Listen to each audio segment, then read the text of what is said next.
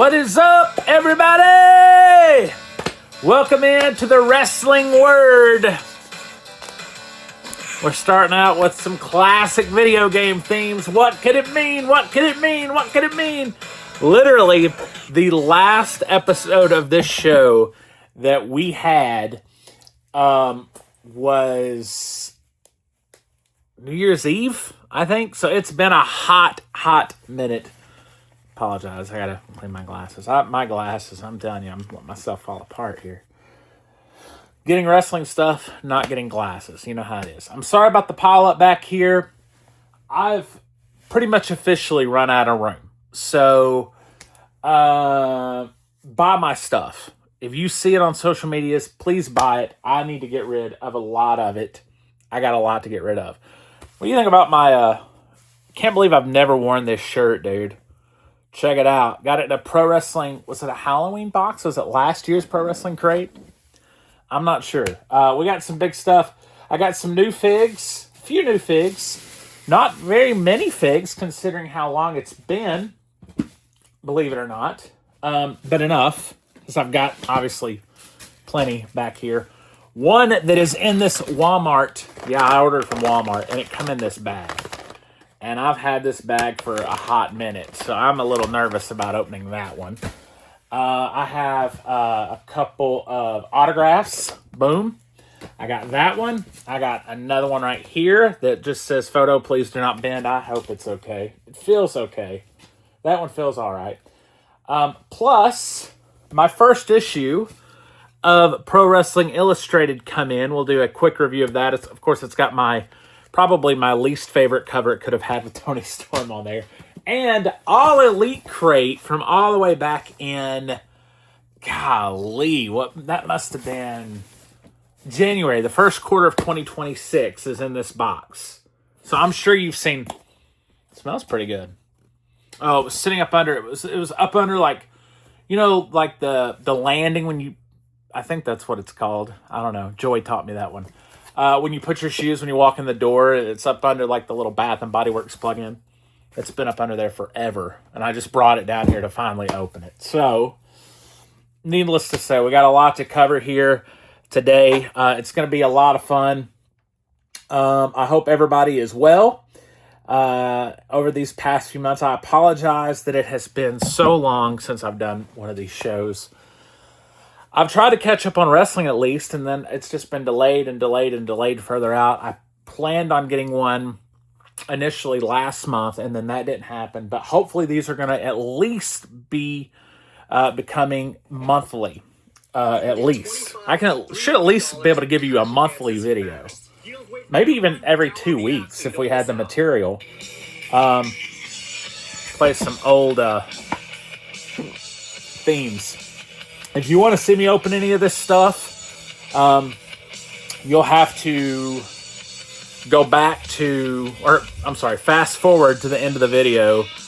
I'm going to be covering a lot of talking. I'm going to do a lot of talking. That's what I do. That's why it's called the Rasslin Word.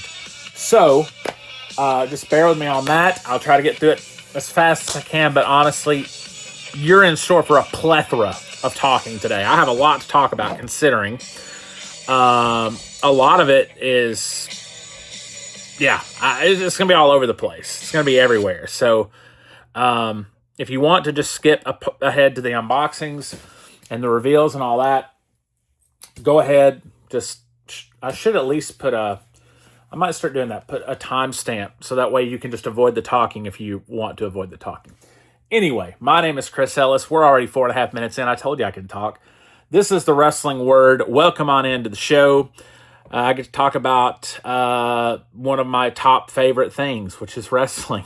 So it's going to be a lot of fun. And I am going to kind of be all over the place, like I said, because we're going way back in the time machine here. So, let's get into it here. Okay.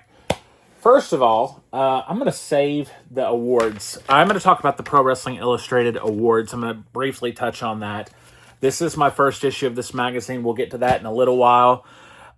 Something I did not know, random here, and there's going to be a lot of randomness. Did anybody know that TNA beats AEW in YouTube subscriptions, 5 to 4 million. I had no idea. Wild. In the last, again, it's going to be random. Just be prepared. I've got an ADHD mind. Not diagnosed. Mom will tell you I've never been diagnosed, but you're going to hear a lot of just rambling. This is how I get my rocks off. What can I say? We did go to a local show in the past little bit. We did have to leave halfway through, which kind of sucked. Our little 3-year-old, he was ready to go. He was tired. He missed his nap that day. Just refused to take it. So halfway through, we left.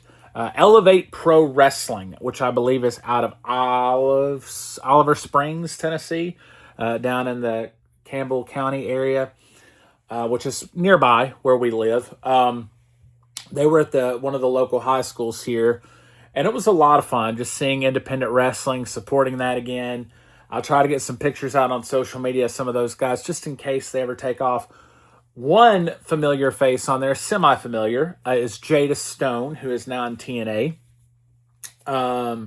She was there. Her match happened after we left, so it happened after the intermission. It was a long show. They did a lot of talking at the beginning, which was a little odd. But you can look them up and watch that show.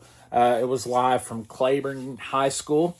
I always recommend supporting. It's just like supporting local music, which I do too. I'm a local musician myself, so wrestling is one and the same. Go check them out, support them. We got there at 6, thinking that's when the show started. It didn't start till 7:30, so it was a lot with a little guy. But we have fun. Yeah, it was fun. Not much more I can say. Keep your eyes open on all the guys from there. So I had a thought on the WWE NXT partnership. Maybe it's a great thing for the talents who maybe don't get called up to the main roster from NXT. And this is TNA, by the way, NXT TNA. I didn't say that, but as it fails to establish a it fails to establish a relationship with talent in TNA where they can continue, such as the case with Cora Jade, among others. And what I mean by that is you're kind of giving a place for, like, Cora Jade was in NXT, but also working in TNA some when they first started. Now she can kind of carry on her thing. She's now in TNA, and that could be a potential way to kind of keep talents around rather than them go elsewhere, AEW, wherever. So I just wonder if that's in any kind of thought, because I'm still a little bewildered that Cora Jade was ever released. We'll get more into that later. Was she, like, just incredible? No. But was there something there? I think there was. Anyway, she's on TNA now. Tara Zepp sure is interesting in MLW. I'm way behind on MLW. I don't know if you all know who Tara Zepp is. Look her up just on my notes here. Also, I was watching MLW and I saw something called MLW Embedded, which I don't know if it was just on that show. I don't know if that's something they still do, but they were talking about WWE. They were talking about other promotions. It was really different. Also, I made a note of Los Depredadores. I have no idea. These notes are from months and months and months of watching. I don't know. Look them up. There had to be something to them. Speaking of MLW, let's talk about that a little bit here. The Battle Riot. Okay, so I'm jumping way ahead with this because I talk about MLW. This was the last full show I watched, which was Battle Riot 25 from MLW. So I'm behind. Great to see Hammerstone back in MLW where it looks like he belongs after never really getting off the ground in TNA at all. Never really was a fan, but I'm happy to see Jinder Mahal back. I don't even know if he's still there in MLW, but it was cool to see him, on the show anyway. The dude has definitely earned a spot. MLW seems to heavily rely on CMLL wrestlers. Again, this is for Battle Riot from a year ago now, so I don't know if it's still the case. I love luchadors, but you got to have somewhat of a story for guys to get them over. Just so many of them kind of takes away, even though they do look super cool. I love luchadors. How cool to see Journey Fatu, Jacob's younger brother, matching up against Hammerstone. Didn't even know he existed. That was pretty neat. Wonder what he's up to now. Was just thinking about Chris Masters, and then he shows up. Very cool, or was until I saw the kind of gimmick he's trying to use. I'm not even going to say anything blasphemous or against religion. I don't go into, man, because I'm a Christian. I know it's kind of seems contradictory or hypocritical with the jigsaw back there, but I am. And yeah, I don't know. Things like that just bother me in wrestling. It's done quite a bit. Let's see what else we got here. Let me just make sure something, guys. I hope this won't close us out. And it did close us out. This is part 2. I'm sorry, that was just the introduction. That's all you get. That was just the introduction of the show. I'm still talking about wrestling. This is part 2 to the Rasslin Word. And I've not done any unboxings yet. Those will come in this video. I'm going to continue talking now. This is for the March 12th show. So let's keep it going. Sorry about that, y'all. Having to split it up like that. Is Paul Walter Hauser coming out to a generic stroke by the Billy Squire? It sounds like it. MLW. Again, I just ramble on this thing. So I'm just rambling about MLW right now if you're just tuning in. Even though it's obvious, strange to hear Austin Aries mentioning Riddle's marijuana use. Speaking of, why isn't he wrestling and in this thing? Come on, where is Austin Aries? Is he back wrestling again? Notoriously unlikable, but I was always a fan. I like the comment about Paul Walter Hauser being a mess and bleeding. That was good. I didn't say that in the same way, but it was good. How awesome was it to see RVD and Matt Riddle closing this thing? Again, we're talking about Battle Riot 2025. Just look over the fact that Riddle did not sell those ribs at all. Not one bit. Powerhouse Hobbs lies about his age. Did that throw anybody else for a loop? I know it's not MLW, but what in the world was that about? Come out of left field. He's like not in his 20s or early 30s. Surprising. Has that affected him? They say it hasn't, but yet he's not been on TV since the Rumble. So they're saying, oh, he's getting acclimated with TV and how WWE works. I don't know. It's strange. Has anybody else seen Pat McAfee in the McAfee commercials? Yeah, the McAfee antivirus. Pretty good. Pretty good stuff. Speaking of Pat McAfee, he says that WWE has moved on from him. The programming has moved on. He's not going to be, doesn't see himself coming back. Never say never. I don't know. I would like to see Pat. I saw a suggestion in one of the Facebook groups of Pat McAfee doing like a pre-show kind of thing, like a hype show for the pay-per-views. I think that would be an excellent way to utilize the dude when you could get him. That way he's not committed so much time. And plus, or even if you're just using him on pay-per-views or whatever, I mean, as a third man on the pay-per-view, whatever. I'm a fan of Pat McAfee, so even if he was doing pre-shows, that would probably get me to watch him, to be honest with you. WWE, will it be sold to Saudi Arabia, like Vince Russo has been saying? Trust me, bro. Vince Russo always bringing some wild news. Even the talk about Vince McMahon's going to come back, buy the company back. They're working it out with Saudi Arabia. I don't know if there's any validity to it. I doubt it because it doesn't seem to normally be the case with stuff that he and Jonathan Coachman say. But it's possible. We'll see. I wouldn't mind it. I'll just tell you, I wouldn't mind it. Andrade and Jake something in AEW. So you can tell how long ago this has been that I'm talking. Does it actually matter to anyone? I don't think so. Jake Doyle is his name. It does suck that he got injured. I think he tore his bicep or something I read. Not been watching AEW, but I've been kind of keeping up with it. I need to get back on that. Killer Kelly and the Rascals are out of TNA.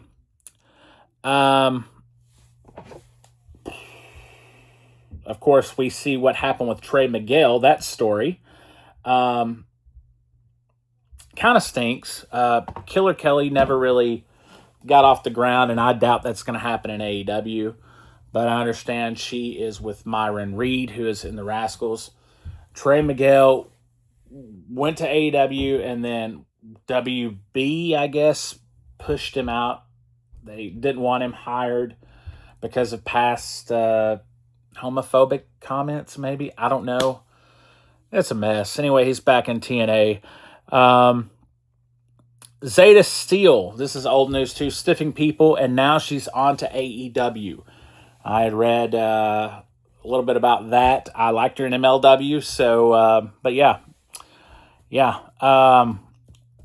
Iconics, or the Inspiration as they're now known, were free agents. Didn't know if anyone was still excited about them after all these years. Hopefully they can reclaim that old WWE spark again. Well, it looks like that hasn't happened because they debuted in AEW. They were squashed. Could be a storyline, could not be. By the way, if you're watching this, there's probably going to be a lot of hating on AEW talking. It's just the way I feel. But in all fairness to them, I haven't watched them in a while. So there's that too. I'm just going off news I'm reading. Yeah, it's a waste though. It's a waste of talent for to get them over and to not do anything with them. I will say that. Anna Jay to WWE. Does that mean Jungle Boy is next? We'll see. When did Janai Kai from MLW become a free agent? She would be a good pickup wherever. Ava has left WWE. Again, that shows you how long ago this has been. It sounds like a whole mess. A whole political mess with all of that business. Donald Trump and I don't know, whatever. I did not know she dates the LFG girl, Tatiana Dumas, who, like a lot of the people on LFG, just wasn't very much of a fan of. But regardless, Mercedes Martinez, Matt Taven, Alex Abrahantes all left AEW since we last talked. I don't know. I guess the biggest thing from that that list, Alex Abrahantes, he was a good hype man. He was fun. But the biggest thing from that would be if we could get the Kingdom in TNA again, right? That would be the biggest thing, I would think. I guess at some point Nikita Lyons was in TNA, and I missed that. I don't know where she's at now. If she's healthy, who knows? I don't know what the deal with that girl is. Joe Hendry has won the the NXT title since we last spoke. That's cool. Is it too little, too late? Possibly. I don't know. I like the little the light coming down there. That's cool. Anyway, Ric Flair coming back to wrestle. Is it true? Woo! I guess we'll see. Maybe he's got another match in him. Poor Ric Flair. It's going to be just like the wrestler Mickey Rourke story. You can just see it. Kelly Kincaid has left WWE. Of course, back in the day, what was her name in Ring of Honor? She had the bow tie, was it? The glasses? I don't know. I'm not a fan. I was a fan in Ring of Honor. And I tagged her in something, letting her know I was a fan, and I was blocked after that. I guess she picked up creeper vibes that I wasn't trying to send, but been many moons ago. I don't know what the chick's deal is, but either way, she's unemployed now. I'm sure she'll be in AEW before long. Probably back on the Ring of Honor show there that no one watches. CM Punk changes his mind on multi-night WrestleManias. This was also news. CM Punk has really, the old term, eaten crow since he's went back to WWE. Unless it was written for him in AEW to make fun of the multi-night extravaganza, 4 nights, blah, blah, blah. He's really backtracked on that in WWE. Can't blame him, though. Whatever. Condolences to referee Daphne LaShawn for the loss of her family. I think she lost something like 4 family members. And it's been so long ago, I don't remember what it was. It a fire or something? Either way, terrible. I don't know if we've seen her back since. So definitely keep prayers for her. Big E has retired. He won the title. He won the world title, and he seems content and happy with life. So what more can you say, you know? Braun Breaker, I read, was supposed to win the Royal Rumble. That would have been my pick. That's who I was wanting. Didn't happen. I don't know if he got out quickly. And was he injured already? I don't know. It was right around the same time. Sol Ruka was listed as toxic. I wonder if there's any truth to that. I like what I've seen of Sol Ruka. Hopefully not. Brody Lee bringing up politics in AEW and the MJF feud, I read. Crowds chanting F ICE and whatever. And, I see things from both sides. I really do. I'm not any certain leaning type of person when it comes to political parties. But this stuff should be limited in wrestling, I think. Just like in music. Your mind shouldn't be on worldly things. And honestly, I kind of expect AEW to the crowds there to to act the way they do. So not really a big surprise there. Gail Kim getting sued by TNA. That's wild. You would have thought back in the day there would have never been a bigger advocate for TNA. So definitely sad to see the falling out there. Jazz coaching at NXT. That was some cool news to read. Now Robert Stone has taken over Ava Marie's job in NXT, saying he's opening the door, the forbidden door to everybody. They need to lean full in with the Tony Khan character for Robert Stone. Just give it to him, man. Kevin Nash called Javon Evans Mr. Bojangles. Oh, boy. These old heads, I tell you. Jim Cornette, Kevin Nash. And it's funny because they're very left-leaning individuals. I love Jim Cornette still. I don't agree with him about religion. I don't agree with him a whole lot about politics, but I love listening to Jim Cornette when he talks about wrestling and just the funny stories he's got. I met Kevin Nash. I've always liked Kevin Nash. Wasn't a very overly friendly dude when you meet him. But I will say, for them to be such progressive-leaning people when it comes to politics, they sure have some old values and old views instilled. You can't just call a black wrestler Mr. Bojangles. Yes, he's acting hyper, energetic. I don't know. I'm a huge fan of Javon Evans, though. So, I don't know, man. You would think they would be a little wiser in their word choice, especially being Democrats. But, Nick Hogan at the Performance Center, that would be awesome. Maybe it's too little too late for him. I don't know his age.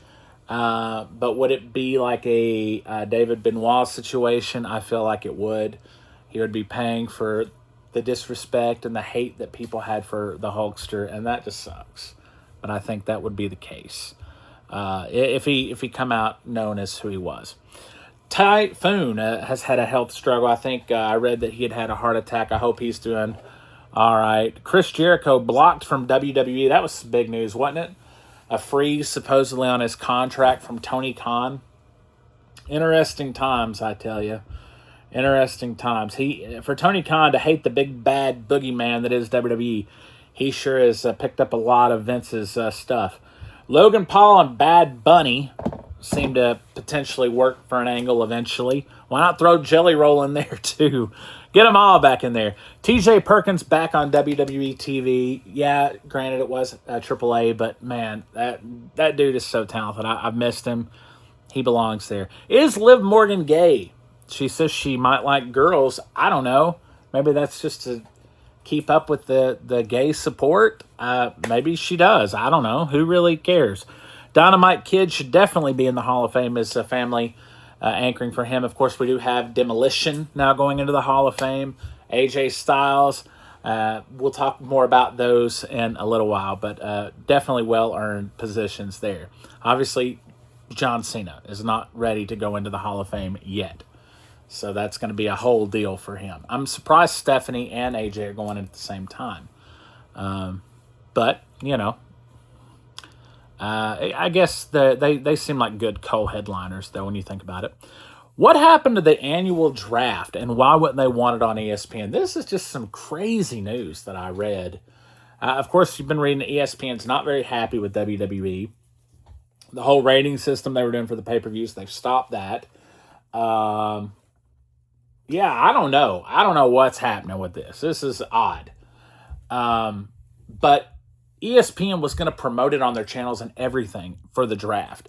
And WWE just wasn't down. Wasn't interested. Would rather just bring people up throughout the year as needed. Triple H, man. He really wants to get away from certain things from Vince.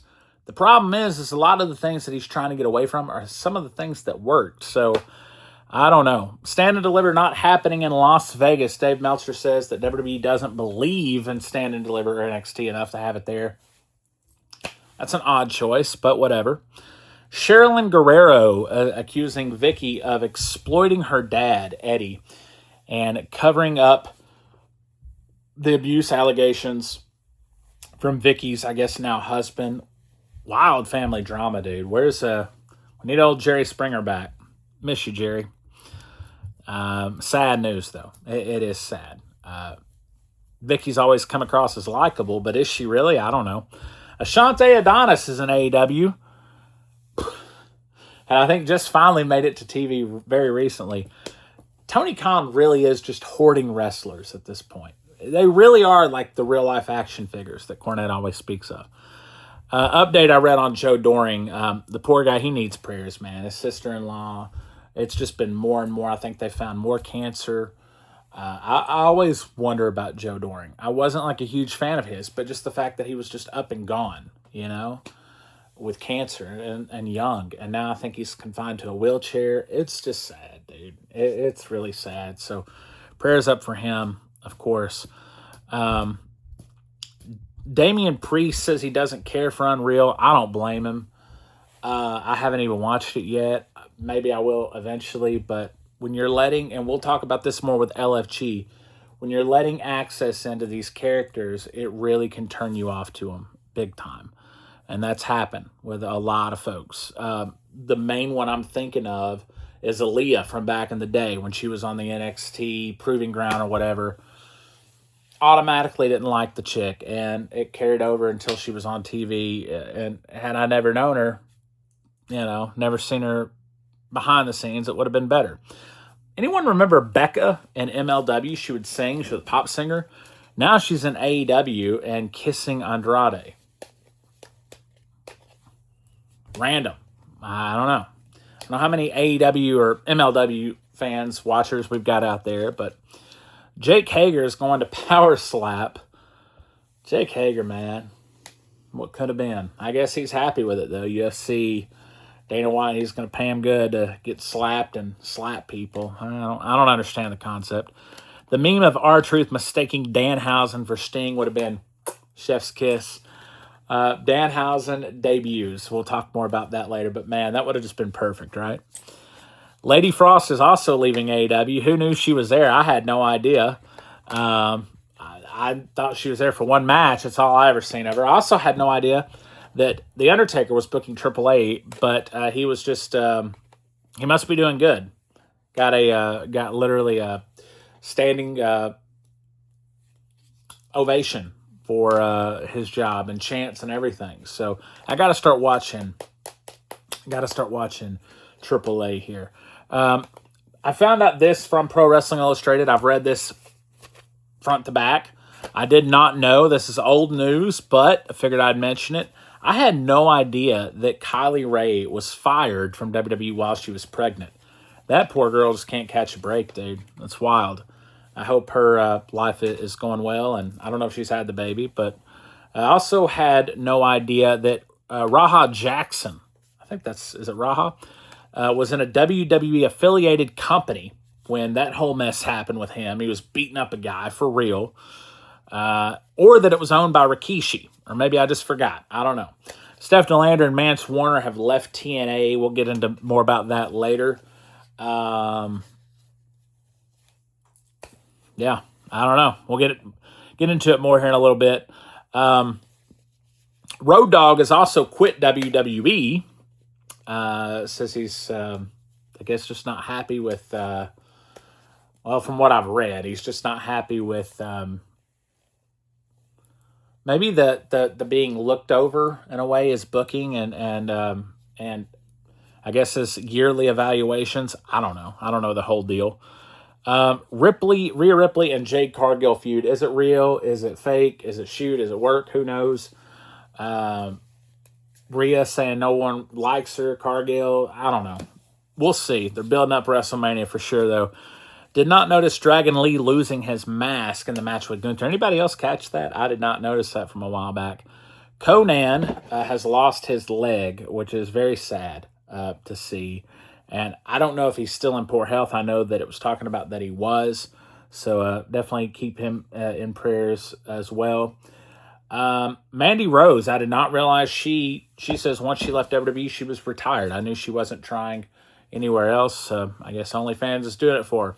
Brock Lesnar says he is not going to lose for the rest of his career until he, I guess, loses the last match. Are him and Obafemi going to happen, and will that be the loss? We'll see. They'll probably just double it again, double it, triple it up. Problems with Mania sales and the card. The ticket sales, I guess, have been slow. The card has been kind of, just all confusing, all out of whack. They've changed things. They've not finalized it till last minute.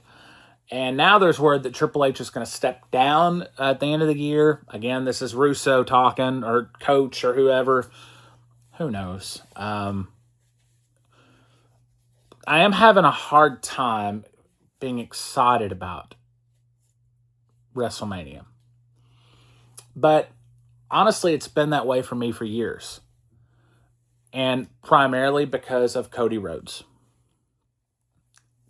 He may be a great guy. I know the kids love him. I get it. But, man, this is like John Cena. This is like John Cena all over again. When no one liked Cena except the kids, the women.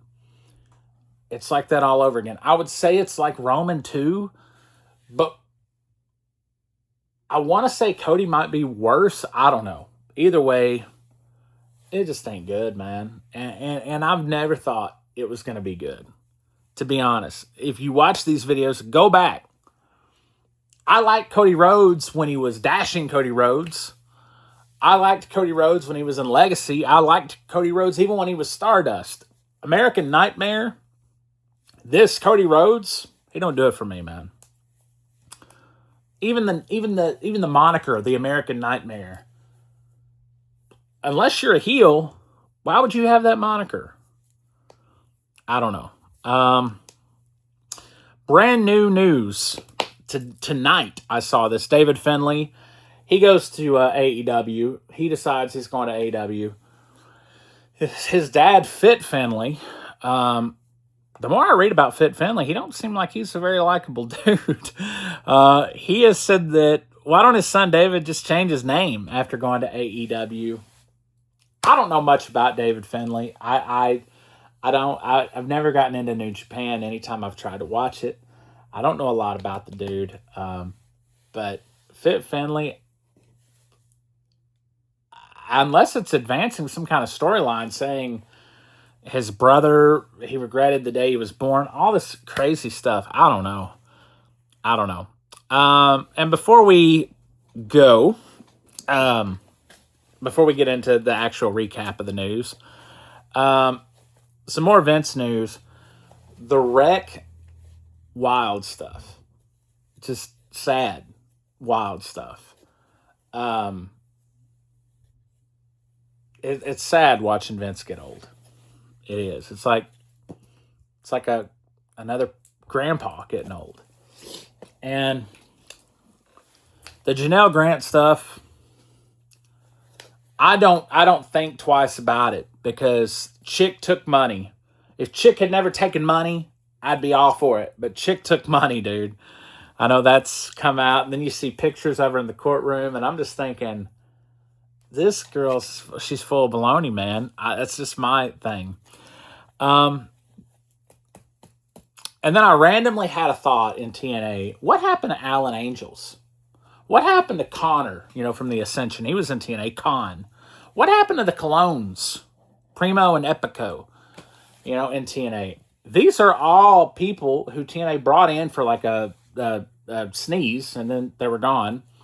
And they could have helped TNA. I mean, I'm getting burnt out on a lot of the people I'm seeing in TNA. I feel like they need more people, different people, something. That's where they're lacking. Just randomly thought of all these people that have just blink of an eye, and they came and they went. And then lastly, I want to talk about Kevin Nash a little bit more here. the more I think about wrestlers calling people marks, because I would definitely be a mark in Kevin Nash's eyes. In this video, probably in a lot of wrestlers' eyes, I was definitely a mark when I walked up to him and paid $60 for his autograph or whatever on his Funko. Tried to have a conversation with him, and he just kind of like shunned me a little bit. You know, it was just kind of like, yeah. It upsets me though, because, you know, for them to not be like these marks that you're referring to are the people that literally made you rich and famous. And I saw a while back where he was talking about he didn't like marks using wrestling terms and all this. And, you know, it sucks, man. It sucks to, what's that old saying? To see your heroes become villains, you know? I've always loved Sting. I still love Sting. I still love Nash. But your perception changes after you meet people. And was it like an honor and like a shock to meet Sting? Of course. It's my favorite, my childhood hero. But since then, I've unfollowed all my Sting fan pages and stuff just because the dude could have been nicer for the price. Everybody's like, oh, he loves kids. I had my kids with me. I don't even think he said hello to my kids. Yeah. They seem so cool, but there's a long list of bad wrestlers, and it just makes, like my fiance says, it makes you not even want to meet them, because I kind of hold grudges a little bit. Anyway, let's get into some recap of programming. I've watched a lot of stuff, and it's not just going to be the weekly shows. We're talking about biographies right now. I watched the Sergeant Slaughter biography. Good story. A semi-happy ending, which seems rare in wrestling. A little torn on the stolen valor thing, as I feel like he could have stressed that Slaughter served and left it at that. What do I know, though? I had no idea the heat he had going into Mania 8. And to watch Scott Hall's bio as one of my all-time favorites and then see the pain he carried from taking a man's life. Boy, it was tough. Even in self-defense, it taught me a lot, showed me how much trauma affects someone. What a sad story. And just the story about him giving the IC title to a little boy with AIDS was so cool. DDP saying it right, that he was such a good guy, even while known as the bad guy. So I enjoyed that one. Stone Cold's last match had a great story of KO and Sammy's first meeting Austin in an airport. Sammy being woken up ready to fight. Now we're going to switch over to Most Wanted Treasures. I'll come back to the bio in a little bit. Most Wanted Treasures, I finished that series up, really enjoyed the show, along with all the A&E content, but man, oh man, did this make Alondra Blaze come across even more unlikable. Really seemed like everyone there thought the same. I loved her when I was a kid. She was like the only woman you saw on TV, though, back then. Wonder how much of this stuff is scripted. As in the case of the Simone episode, Lita was willing to pay Jerry over the supposed worth of the Rock shirt, and I've seen this time and time again. Strange he would have charged as much, too, with being given them for free, but I've seen some strangeness on this show, and if this show is true, what's up with the disrespect for Foley for these collectors that they're encountering? I'm wondering that. I don't know what I meant by that, but there you go. LFG, I want to speak on this show, and this is going to be a little bit. Again, if you want to skip ahead, I should have said this a long time ago. I said it on the first video. Skip ahead to the unboxings and the openings if you want. LFG, since when did HBK start cussing again? It was odd. I liked the faction episodes and saw some potential in all of it, even if a little cheesy. Jasper Troy with the promo on Punk knocking it out. Same for this BJ kid, who unfortunately is already gone. He came back, though, didn't he? Shiloh Hill being the standout, as we all know he can be. I'm a big fan of Shiloh's from YouTube. Glad to see he's still doing good. Is it strange? And I hate... Shiloh Hill wrestled in Knoxville, which is hopping a skip, for NXT, and I missed it. I was not feeling well. I had planned to go, was feeling under the weather. Hopefully to see... I've never seen an NXT show, so I was excited. But isn't it strange? WWE doesn't focus on indie talent, just goes to college athletes. Maybe it's because they want to own them, kind of like the music business, and they want to be the ones to create them. Not really a fair show, considering no dues are being paid Are there really any superstars here? Some weird-looking or generic people. Bailey Humphrey sounds like a gross name, and her talking about pooping herself is not good. Oh, man. Good night.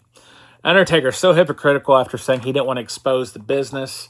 He said the same thing Damian Priest said, but then he does just that and then props his wife up when maybe she shouldn't be. Tony Luke and Holyfield did so good they had Taker talking black.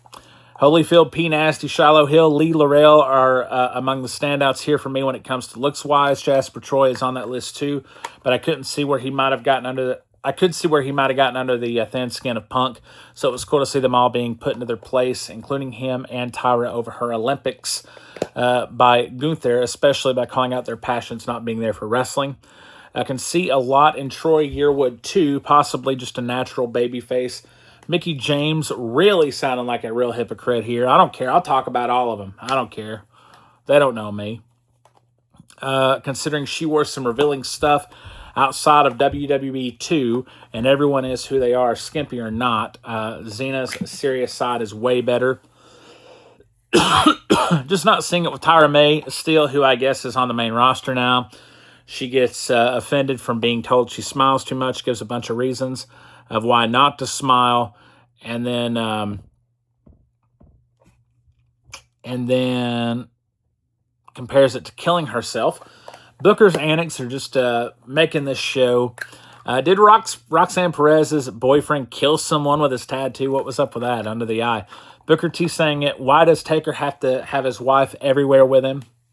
Something with Anthony Luke maybe, but I don't know and don't know. But I don't know and don't know how much.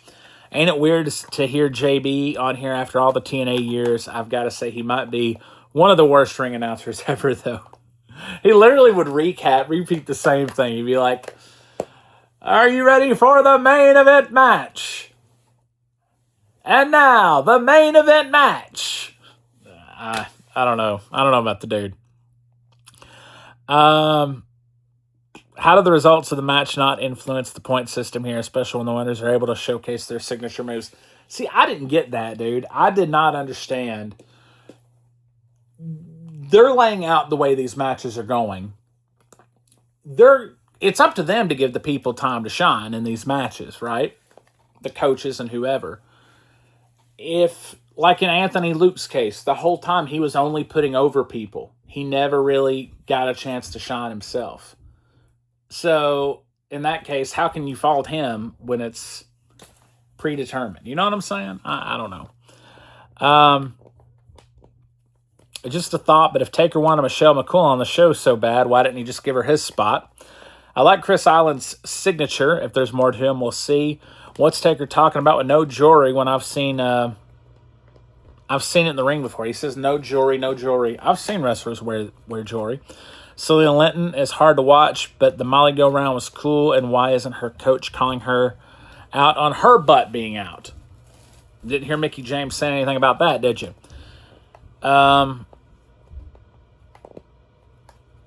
Bailey Humphrey is a powerhouse, throwing old girl right out the ring, and then her moves look phenomenal, but man, she has a look, and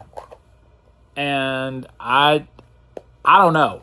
I'd put her in a mask. I mean, say the same thing about me if you want, but I would. I'd put her in a mask. How is this really fair when the coaches just give their team points anyway? How much of this thing is a work with BJ Ray? I mean, he was just let back in the team, and then all the drama happens in the tag match. I guess that is the beauty. That is the beauty of kayfabe. If it is work, however, I do know BJ Ray is no longer there, so it has to be some truth. Speaking of, had no idea Lee Laurel is who dates Ilya Dragunov now. That's wild. Gotta say, Tyra May Still USA outfit looks cool. What does Cutler know about saying what's in the business when he's never been in it on this level? Bubba has the NWA hoodie. I thought that was cool. No urgency, they say. No urgency, but slow down. Make it make sense. 3 extra minutes and rope break were just wasted moments. BJ Ray has such an... And the reason I say that, too, in watching this episode, and again, you would have to have watched this show to understand what I'm talking about, if the rope broke in your match, and I've never seen anybody do this, why wouldn't you use the ropes in your match? Just compromise. Use the ropes. Use the turnbuckle. I don't know. BJ Ray has such an unlikable persona, especially saying he's already a legend at the table, and maybe due to me actually knowing people like him in life, but no question he's money. Booker T sure advocates for his people. That's a understatement. Actual trainers being the coaches would be pretty cool in this show. And promos with the bell was weird, but it did its purpose. I just don't see anything from Chris Island. BJ Ray and Bully Ray confrontation was a wild one. Anybody notice how there is no more drop kicks in wrestling, it seems like? You ever notice that? Anyone? By the way, here's a laugh that you guys can get if you're still watching this, following along. The last time they did Tough Enough, which was like 10 years ago, I had the character, I had everything in my mind. I was actually trying to get in shape, believe it or not. I was trying. And I was like, so I don't want to be like stereotypical, be like, it was this close. It was probably like this close to sending in a video for Tough Enough. I didn't end up doing it. Now, I would say I'm too old for it. I don't know. It's a young man's game.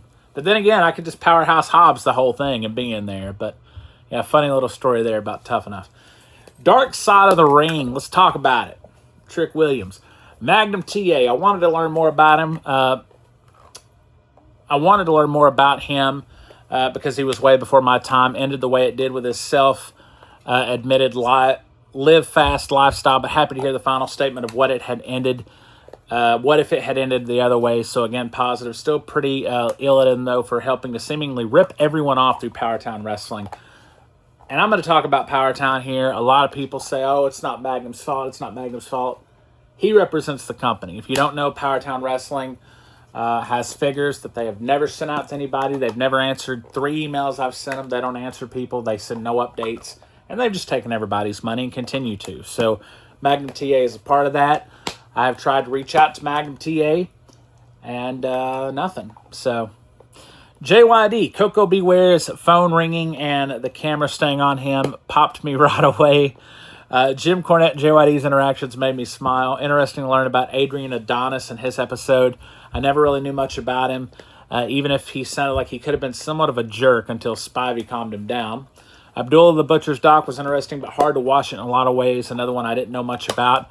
Never got into his style of wrestling, but everyone and everything about this seemed off, from his family to Hannibal to him, the whole deal. Sad story on Bam Bam, who I was always a fan of. Bash at the Beach, Vince Russo and Jeff Jarrett came out of this looking like the brains. And as much as I'm a fan of Bischoff, ultimately, he's to blame for ever giving Hulk, who I was also a fan of, creative control.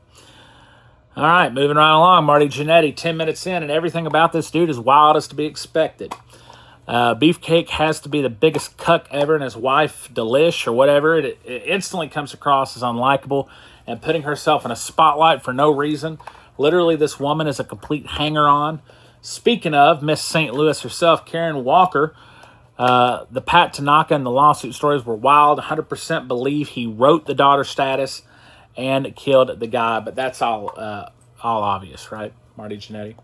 Earthquake, what a story about him breaking in and the way wrestlers used to debut. I loved Earthquake's show, man. I really did. The Damien part was wild to see finally, even if staged, and kudos to him for standing up for the sport. Haku laughing at Shockmaster was just classic. Sad but beautiful story of love in this episode. I left this one feeling sorrow and hurt for this man and anger to the wrestling business that just forgot about him. No one was at his funeral from wrestling. I mean, really? Like, what about all the people talking in this video, including Typhoon? Where was he at? Unbelievable. But, again, prayers for Typhoon right now, I do have to say. I feel bad saying that, knowing that, Cool to learn more about Terry Gordy and see his son Ray Gordy again. A funny story Miranda told about Richard Simmons. My best memory of him was as the Executioner when I was young, which I thought looked so cool. Little did I know who he was before and how much the overdoses had affected him. It was another sad one. Jim Cornette especially sad in this one. I told you people, I can do some talking. First time I've heard the word extries outside of my own family, and the mixed, sad airplane story about him. When talking about the two people who came to meet him at the Indy show, you could tell Mick was heartbroken for Gordy. Sad ending with Gordy himself asking the interview how good it felt sitting on top. Black Saturday was an interesting one, especially seeing Patrick. The poor lady's trying to hold on to her mask while she's talking before finally just giving up, letting it sit on her chin. How wild of a story with Ole wanting to throw Jim Barnett over railing. Great stuff with Ole telling F Vince and Linda, same as Meltzer, anyone would have done as Vince if they knew how. Wild to hear them touch on present issues for McMahon. And then Ludwig Borga. Don't remember him as I was too little, and the run was probably way too short. But he's got to be Brock's spinning image, right? Jim Cornette commenting on the exit-only tattoo, which still sounds so silly for a grown man, had me in stitches. Wild that Borga's UFC record sounds worse than Punk's, considering his 1 fight minute loss. Wild to think he recorded an album, and it actually did well. If that doesn't make somebody trying to live that life feel bad, I don't know what could. Would have been easy to say this guy had his own beliefs and leave it at that, but man, when you have hate tattoos literally on you, it's hard to make excuses that he was any kind of a leader in politics. Sad so many hated him in the end, even his own first wife, who just seemed callous, but I think we can all learn from not letting bitterness overtake us, especially me. Vader, here's a big one. Wild to finally see and hear the person behind the name Stan Hansen, as this was my first time hearing him. Insane story about the eyeball here. Always loved the original look with the helmet, but looking at it now, comparing it with Stephanie Vaquer's horns, which she says is not satanic, but I don't know. You got to wonder if there was some satanic imagery behind it. Has to be a close call between Bam Bam and Vader and Best Big Man, but man, those moonsaults from Vader always heard about the working stiff thing and even about the body odor, but never about him ending a guy's career like Joe Thurman. Always blows my mind to hear JR talk about people eating and being too overweight, almost like he's avoided mirrors and never seen himself like me, or he's just one of those people. Funny to hear Jim Cornette getting worked up as always, and I remember just watching the Kuwait video a while back where Vader snaps on the reporter. Sad story for Vader, but what a blessing to have a son that loved him so much.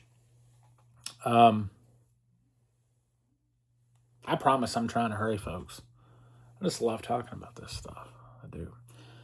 Should have definitely went in the Hall of Fame before his death, but Vince obviously kept that from him. What more can you expect when he made the guy call himself a big fat piece of shit? Terrible. Superstar Billy Graham, I had no idea he was an evangelist, but it makes sense as to where he took his name from. Seems like a prime example of someone like maybe Goldberg who took the business too seriously, considering he never got over losing the title, even if the wrong choice. Hard to root for the guy considering what he done to his family and how close to home it hits for me, but I will say, even though growing up, I only knew Hulk and had just heard of Superstar, it was clearly a blatant ripoff of his entire career, even after he dyed his beard black. Eddie Gilbert, interesting to learn about a name I knew very little about, the influence and looking at everything, the booking he had. Always great to hear from Ricky Morton and his Philly. Even hates ice cream, pop me.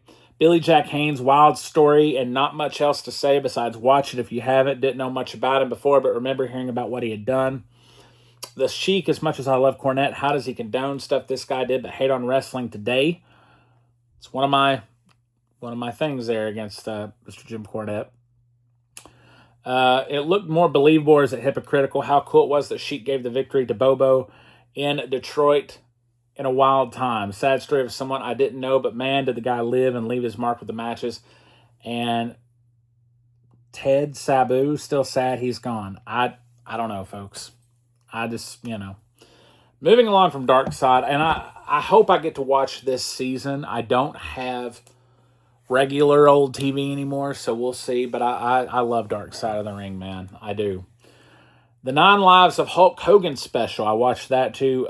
Roy Wood is great in this, saying he was a fan from kid until he used the N-word. Had to be sad to hear it.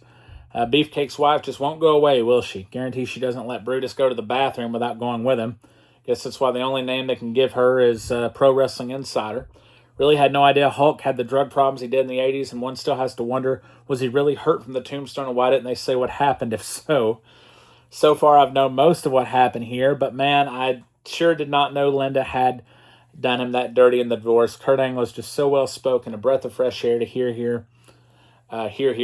Dude is still underrated and a huge favorite of mine. Sad that the world didn't truly forgive Hulk for his shortcomings, and it carried with him through Netflix and his death.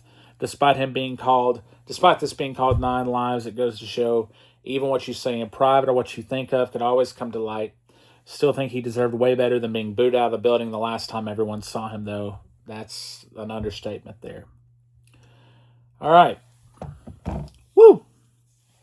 Now, we're going to jump around a little bit. I'm going to talk about the Raw after Cena. So Gunther has beaten Cena. I'm sorry I'm not going to go in order with this, but I am going in order with this. I'm just not going to talk about, or can I? Let me see. Hold on. Y'all hold that thought.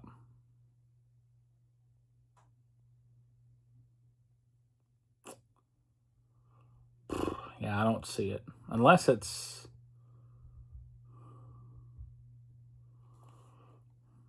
I'm just trying to see if I have it.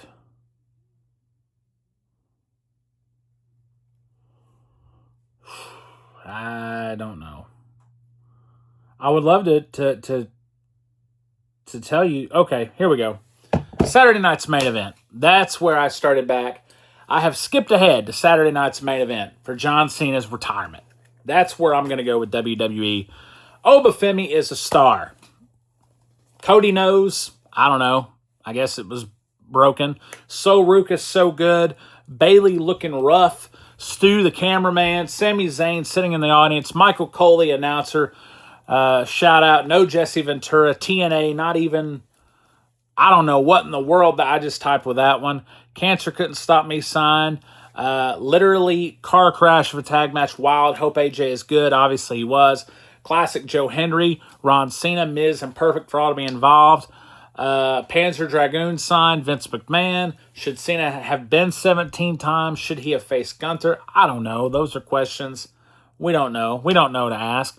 Lots of banter back and forth in this one. Smile on face with John Cena as he tapped the send-off, the video package. It felt like his own funeral. I liked it, I gotta say. I may be, whatever, one of the few. I did like it. Yeah. That's about all I got for Saturday night's main event. So there you go.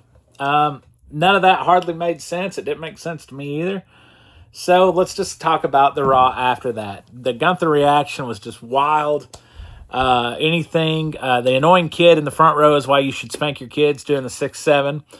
What does the superstars calling home have to do with WWE Shop? In that commercial, Usos still using Jay's music. New Day and Usos. Logan Paul looking weird with the Vision. Waller looking weird with New Day. Boring show. CM Punk livened it back up and had some zingers on Steiner. Of course, this is, was he talking about Scott then? May not like any of his personal views, but heartbreaking to see him lose his Larry. Austin Theory is back. Is this the best way to use him? Let's keep it going. Again, I have not been watching SmackDown. I did see that Cody Rhodes is again the champion. That makes me not even care about watching SmackDown. But the only way I have to watch SmackDown now is Peacock. And it's like a month behind. Eventually, I'll review SmackDown. I'll get back to it. But this is all going to be about Raw. Just can't get into Becky Lynch after disparaging comments about the Hulkster. Seriously, changing her theme at this point is just weird, right? Javon Evans is just a new favorite of mine. So far, until something stupid happens, as Cornette would say. Poor Kaiser and Dunn being luchadors now. I'm not as mad about Bate as he's never done too much for me.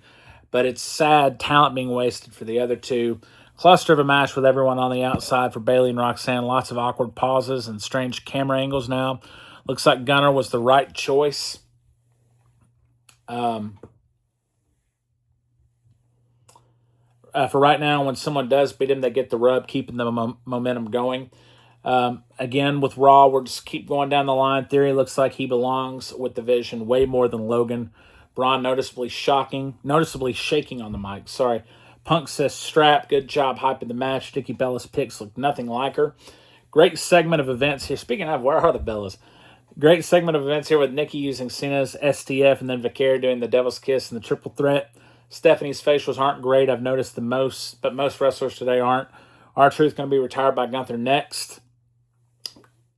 Thankfully, that does not happen. Gunther ruined my life, son. Penta bringing back the energy. Io and Rhea have turned into channel changers for me, but Asuka and Kyrie are at least entertaining. Tricky Trick to Raw is something I can get behind. Of course, that's not happened. Nasty bump, or at least looked that way from Dragon Lee in the main event. Feels like it was a moot point about a something with the Usos at the end. More like Jimmy threw the timing off for the final shot, and Jay was irritated, but I guess we'll see. Of course, nothing came from that either. Javon Evans with the sheet talking in the match. Tyler Bates still does a mean air spin. Literally, the women have become channel changers for me on this show. I'm just tired of them being out there all the time. Same people. Being pushed so hard. Raquel comes out, gets no reaction. I like the thought of new contenders like Finn Balor and Alpha Academy because I ain't calling them babes. Braun hitting Dragon Lee with one of the most wicked spears I've seen. Like the idea of a feud with him and Pierce. Poor security guy with the knot on his head sitting behind announcers. Weak road to WrestleMania so far. Maybe Rumble will change. I don't know. Like the ending of Gunther and Styles being creative. But the match drug like a lot of everything else on here, really, and the past few weeks. Raw, poor green shirt guy. Couldn't even afford Island, poor guy. Who couldn't have seen a 100th heel turn from Natalya when she showed up? She has to be on par with Big Show on character changes. She's screaming tap like Andre the Giant to Maxine, though. They did her dirty with the camera close up. And when did the dark-haired ref turn into a woman? I don't know, man. I'm just spitballing here.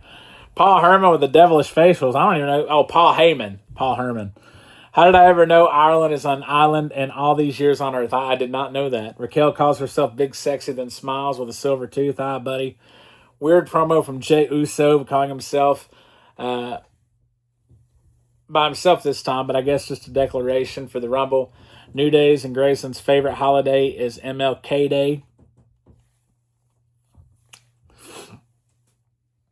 Are those boos popped in, or are you just not supposed to hear the commentators? Maybe Logan is that hated. Don't know what's more enjoyable, seeing the Penta dance or still watching Ray work after all these years, but I'll give it to the 619. Cloudy started jumping. He saw the three-way lucha dive. He loved that. Cloudy's my son, by the way, for those of you who don't know. Maybe unpopular opinion, but here it is. A little weird for WWE to showcase their black wrestlers. I almost like using them during the MLK videos. Either way, they've always done well, and no one on TV does them better. Anything to the rumors of Io and Triple H? Maybe it's just her way. Weird look, though, for sure. Remember that rumor? Either way, I'm still skipping hers and Rhea's segments until Liv and Roxy come out. Unfortunately, all these women have dropped off the radar lately. Weird exchange with Bayley and Lyra. Cringe, maybe. Probably not as bad as the El Americano team. Poor dudes seem like they're just trying to have fun with it. But even Joy says that they look like complete idiots. Joy's my fiance. Glad Javon was okay. Clyde just started bouncing with him. Logan Paul taking pics of Pierce. What's up with Saturday night's main event? Sami Zayn's picture. Kabuki Warriors being embarrassed, especially Kyrie's overacting. These poor people are coming out of the woodwork for CM Punk and Ireland, literally crying in the audience. Mark Nash looks like what a current 98 Degrees member would look like. Great call to use Balor's old theme. Just the little things. Again, we're speed rolling here. Really make a difference, and I'm hyped for this match. Punk is a little too excited for this match, as Jay points out. Joy points out. Sorry, Joy. Balor guy is loving it in the crowd. Coup de grace, still a thing of beauty, but no cigar for Balor tonight against Punk. Solid match here, and looks like maybe a character turn for Balor. Then we had another Saturday night's main event. Cool 80s start to the show. A little odd to see Stephanie starting the show by herself, but she did well. From EBT to WWE in this version of Fatu is my favorite. Love to see the Vince shirt in the front row. I need it. Green shirt guy is back and made it to Canada. Wouldn't it pay to be his friend? Great start with Fatu attacking Cody during the fireworks. exciting match and finish with the match, and I popped seeing Cody and Jacob working together to get the ref unsandwiched between them. WWE 2K26, no physical disc again for the other editions. Doesn't matter. I don't have the new generation systems anyway. Rhea scares my son. I understand why. Man, oh man, am I tired of seeing Io and Rhea too. They really need to go away for a while instead of just being shoved down everyone's throat constantly. Maybe it's just me. Rhea dropped right on her head. Rhea pinned Liv from her toes to way past her head. This is the entrance everyone's wanted from Shinsuke. I'd break my back if I landed like Shinsuke in his entrance. Showing age, but has Nakamura always reminded anyone else of Bloodsport from when they were young? Nasty looking Kinshasa. Wrestle if you think I'm hot, son. Fist bump between to seal the deal, and did Nakamura spoil AJ's retirement? What's up with so many trying to sign autographs while guys walk out? It sucks for the kids, but man, eBay has ruined things. Not really something I would have done back in the day myself, but I don't know. Trick may have botched a few times here at the start with Sammy's entrance and the miss on the dive. Hope it doesn't cost him later. Popped with him and the ref, though. RKO backdropping everybody. Nasty miss on the hell of a kick. Sammy wins, and again, I hope it's not too late on pushing him. But him headlining in Montreal and Saudi makes sense. Yeah. Gotta wonder, will the Saudis still end up buying WWE someday? Also, reminded me of how much I agree with Flair that maybe Randy should have been the one to hit 17 since Cena already had the tie at 16 and RKO plans on sticking around longer. I still definitely believe that. Back to Raw. Someone pointed out that every Raw starts with wrestlers walking around with Starbucks, and ain't it true, though? I'd really like to know what Grayson Waller did to be delegated so far down the flunk card. How awesome is it to... Flunky card, not flunk card. How awesome is it to finally see AJ and Punk after all these years? And all the history out of nowhere.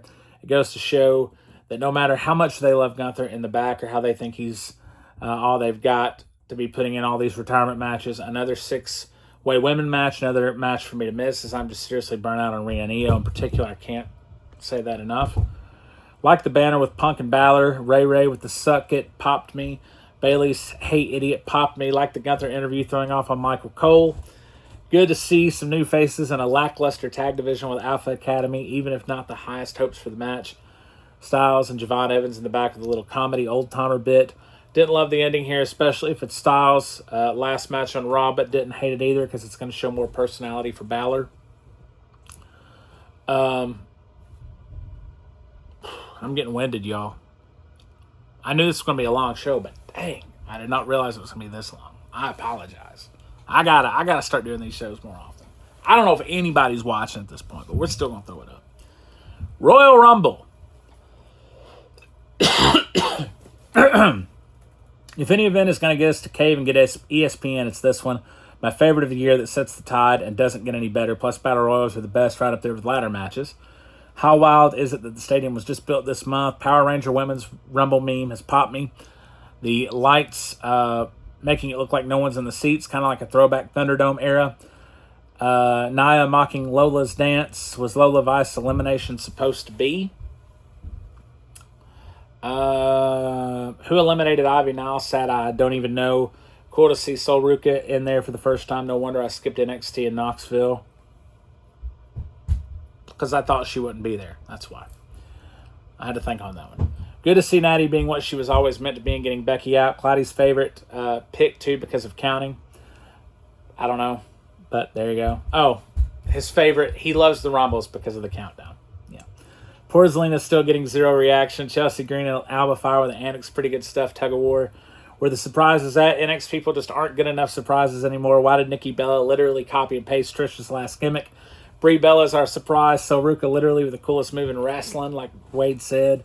Sick elimination from Lash on Io. Sick one from Raquel on Rhea too. Liv was the safe choice here with Vicarious Champ. But man, it would have been nice to see an underdog like So Ruka take it. Or anyone really. And I was excited to see Brie, if nothing else, for the pipe dream of Bryan Danielson showing up, but highly not likely, of course, doesn't look to be. Maybe someday. Definitely would have liked to see more surprises. Ref making sure Liv got the point in. And cool to see since it's her first time. No Bianca, Rousey, Paige, or AJ Lee like predicted. At least it's not Nikki Bella.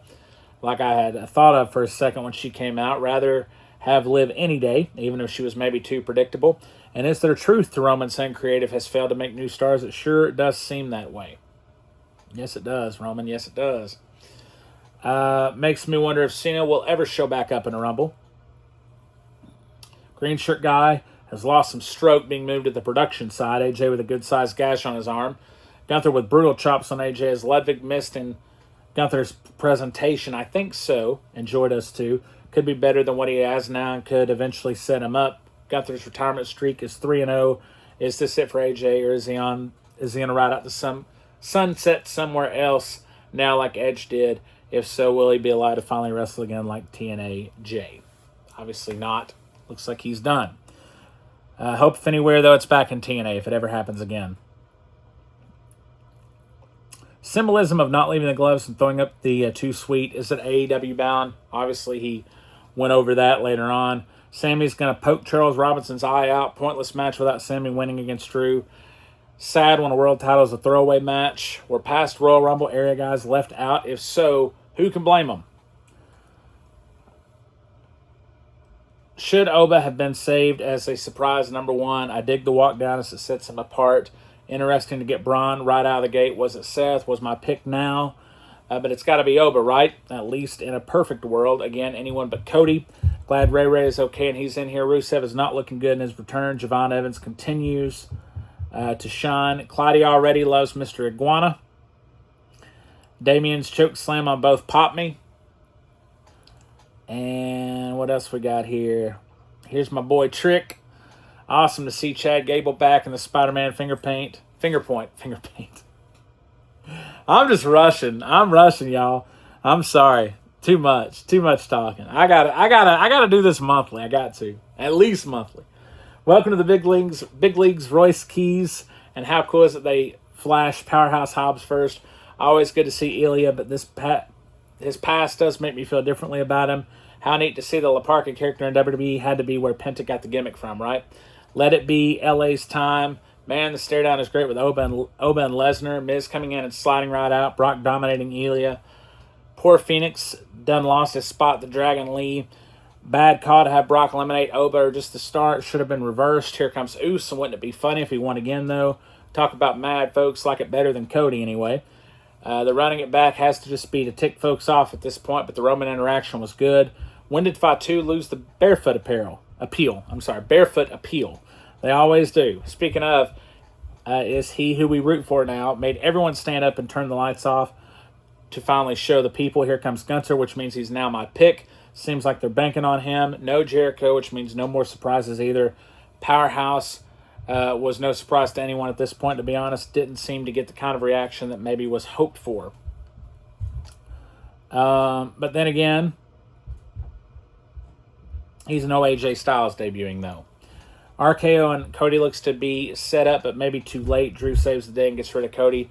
Would much rather have had Gunther over Roman, even as safe and predictable as it would have been. This is worse, and I'm a Roman fan, especially since he threw them under the bus beforehand with Pat McAfee. If there really was no Finn Balor, which was definitely unexpected, why would Raquel have been in there when she's fighting for the title tomorrow night? No Killer Cross either. I guess not many were expecting him back.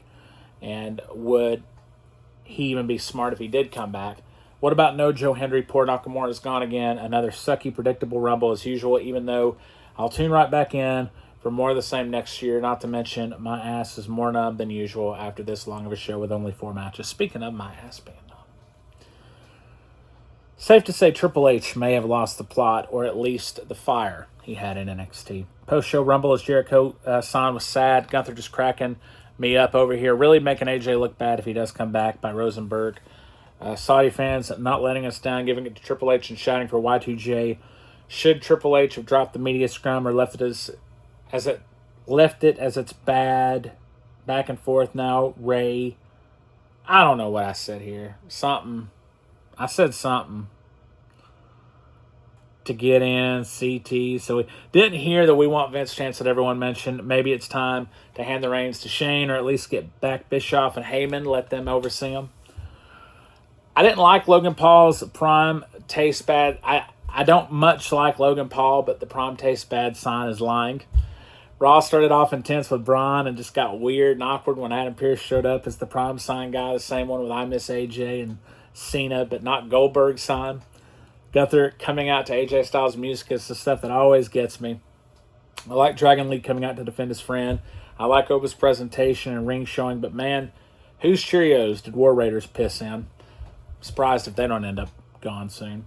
I'll be a little upset if Brie Bella comes back for Bryan Danielson to be the one staying home now. Lady is way too happy to see the Bellas, but to each their own, I guess. Fell a little flat here, but oh well. Clyde at this point said he heard his bunt jumping on his cushions during the Bronson Reed match, I guess emulating the tsunami. I don't get all the love that Dom has, all the lady love that Dom has. Dude might be trying to lose it with his look change up, though. I'm not young, cool, or gay, so what do I know? Hadn't mentioned this sign yet, but I haven't watched SmackDown in forever. But yeah, what about Kit Wilson?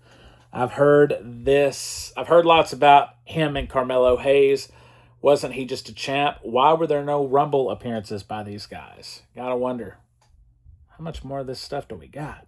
Oh, man, I'm talking. Woo! I'm telling y'all I'm talking. All right. Punk and Reigns had a good exchange, but maybe not as good as what I've read online. Will it be enough excitement for Mania? Maybe. This is a big marquee match for sure, but man, I felt like this Raw most weeks was lacking and dropping Sling soon. Getting back to regular current SmackDown won't be an option. Of course, I've already told you guys that. Raw, best wishes for Braun Breaker. I know those hernia troubles. Great to finally see AJ Lee back, even if her and especially Becky Lynch were overacting their butts off. What was up with Triple H as your wife's single sign, or was it a girl holding it? Refreshing to see Akira and Otis in a top spot. I hope it continues. It hasn't. Seriously, though, why not use the Usos theme when they tag together? I don't understand that. Even though I'm not a fan, I sure hope Naomi and Jimmy's baby is okay. I'm not a fan of Naomi, but I do hope their baby is okay. I am a fan of their baby. I just got to point that out. It sounded weird.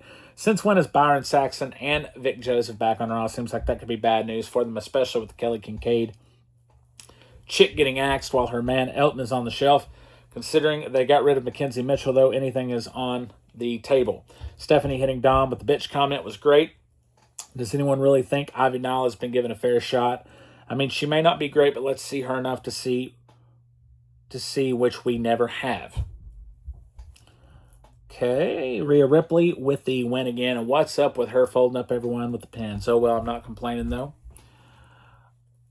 Perfect time for Logan Paul to step in with what was Braun's place. I just don't see it from the other guys yet, but especially not Theory, who should be a face. Really thought Natty was Rousey returning at first glance. Happy she's getting the new opportunity. Surely this will go better than how Ronda's time ended up. Graves' extra crispy comment on Grande Americano popped me. Insane cutter from Javon Evans on one of the Americano guys was wild. No wonder he's my son's new favorite. That boy bouncy. Speaking of, Pence's promo gave him a chuckle too. Just randomly thought of the draft, watching the Oba package, and man, I think it's been long enough. We need a shake-up after Mania. Obviously don't look like it's going to happen, though. Raw. Who is this green shirt imposter with his kid? Kid's even got a goatee. Logan Paul with the LA Knight no. Now there's a human-sized crate. A little too late with the Temu. Ronda Rousey for Natty, but better late than never. Bobblehead JD is great to be back, and Punk smack talking him, and Dom is great. More bad acting from the Asian ladies in the back. Poor Tyler Bate and Pete Dunne doing their best to make it work. What else we got here? Come on, fire it off. Fire it off, baby. Fire it off. Oh,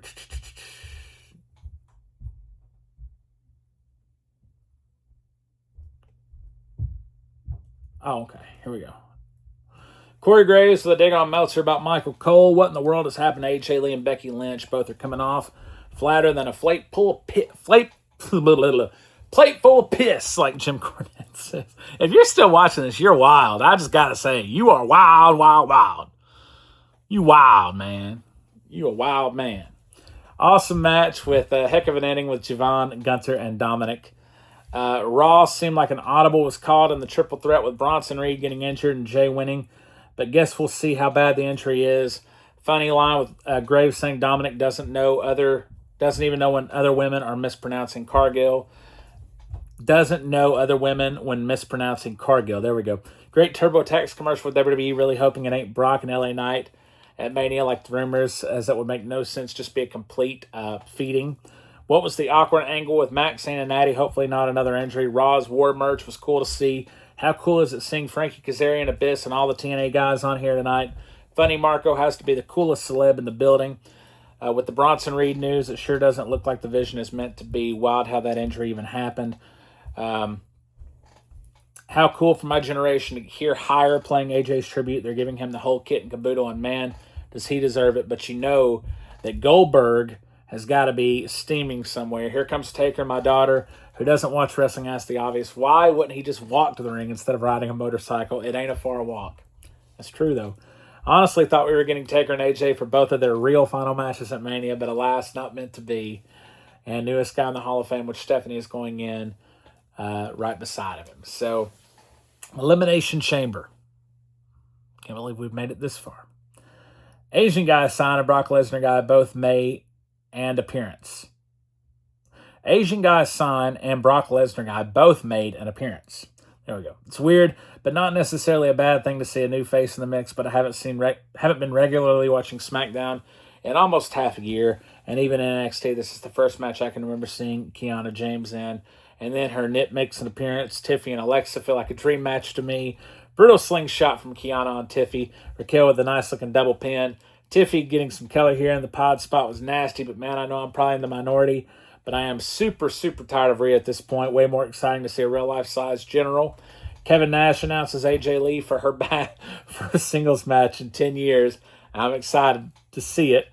Again, in the minority, but I'm tired of Becky, too. It's a similar feeling towards Rhea that I honestly feel like out of everyone who's disrespected Hulk after his death, I'm going to stand up for him. I don't care. They had no right. I'll never feel the same about him. I miss Kevin Owens, too, bro. I do. CM Punk. The Bulls entrance was cool. Pretty neat to see him for the first time in the United Center. And first match in Chicago in 13 years. Is that right? Wow. Danhausen's debut was executed about as well as it could have been. But yeah, I don't know if the guy does it for me. Even after somewhat meeting him. Seemed like a dud. Chicago acted like it too. What else was going to come? And out of the crate, like LA Knight beats the... Who else was going to come out of the crate is what I was trying to say. LA Knight beats the... damn level, and TMNT popped me. Man, it would be so nice if this dude really did win, but it's a dang shame. I know he won't. Of course he didn't. The ref is here. Macho is here. All the stars are out. Nasty landing from Javon by Logan. Anyone miss the grated floor for the chamber like I do? I just remember that sick sound when they'd get dropped on it. Oh, well. Safety first, I reckon. Another letdown of the night here came with Seth Rollins, revealed as the mask guy. Paul Heyman had already kind of ruined the surprise with the angle first started, but definitely expected more since it had been built up. Drew costs Cody, and RKO helps. And then hits him with the finish. I didn't hate Randy winning this, but I would have absolutely hated if Cody had. Didn't matter in the long run anyway.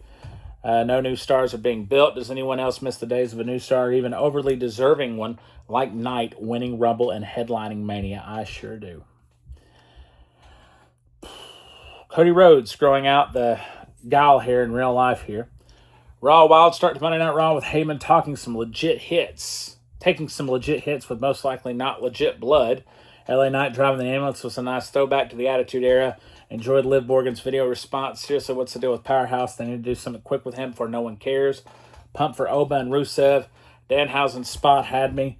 LOLing, laughing out loud. Love the Jesus Save signs. Definitely a fan of Penna's IC title win and the Finn Dom angle. Punk Reigns did a good job of hyping up their match, but it seemed too obvious Punk didn't like saying that last line about Roman's dad being dead. I don't blame him. Pretty unnecessary for someone who isn't supposed to respect the business so much. Raw, all the masked men at the beginning seemed pointless and unnecessary. What does EO's pointing at her face mean? Better than the eye thing she used to do anyway. Does Ivy now remind anyone else of Erica Kirk? Excited to see a fresh face for the women anyway. I really, really miss the old Bailey and hate that she says that version is dead. Speaking of, now that she's won, what does that mean for Becky Lynch at Mania? Well, we found that out. This confirms that anyone suggesting a gauntlet to start a wrestling show in particular of women should be fired. Finn Balor can finally be on his own again and be a good guy. It's high time, and JD's facials were great here. And one thing I'll add, because this is the newest Raw, the Uso spot and Cody, or Uso spot and CM Punk's was a good promo.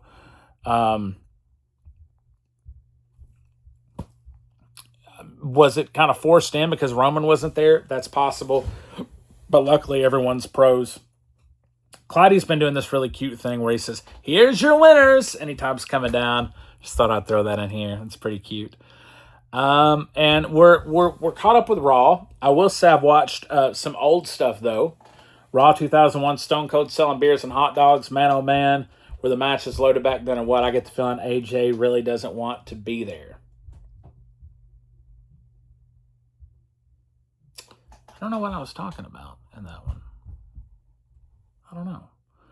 Watching Royal Rumble 88, who knew that Hacksaw didn't get a shot for the title and no one else did until 93. Watching Royal Rumble 1990, how did I never know Tony Schiavone literally called for the WWF? I knew he had a tryout. I did not know he was actually in there.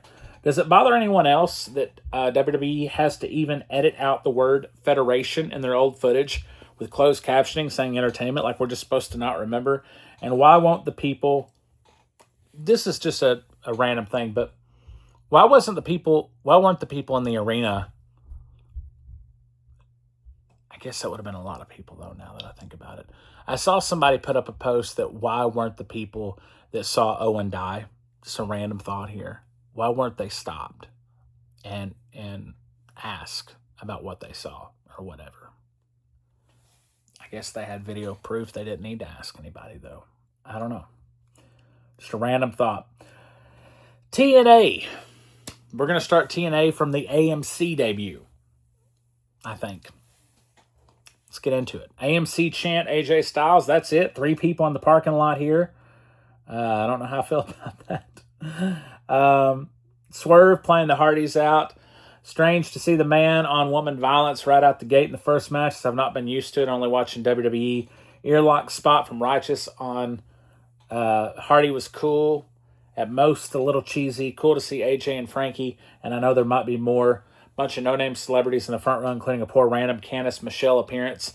Shouldn't be showing so many empty chairs. The Ryan Nemeth spot came across pretty dang cheesy. Long-haired guy front row, Sonya Deville or Dara Ray is here. Oh, joy. Cora Jade or Elena Black is a plus, though. One match in, almost an hour is not. Scraped Perez Hilton off a Hollywood back alley. Mr. Elegance, oh, buddy, I don't know. Got the skeleton on lock, but who am I to say? Why can't poor Dana Brooke go on somewhere? All kinds of glitches tonight with 10-minute commercials. Completely skipped Iconics match and just came back on to a commercial. Not looking good for this debut, and I can already see the hate coming. AMC is an odd choice to have this on anyway, though. WWE won't even promote this. See straight to the DVD 90s wannabe CM Punk movie. At least Indy Hartwell is here. Too many video packages here, and honestly, never thought I'd say it, but it's time to move TNA into the future, and I'm a nostalgic guy, so that's saying something. Sad that I kept Sling TV for one more month just for this. Laying Lee and the Knockouts may step it up here, and the pin spot on the back from Zario was a pop.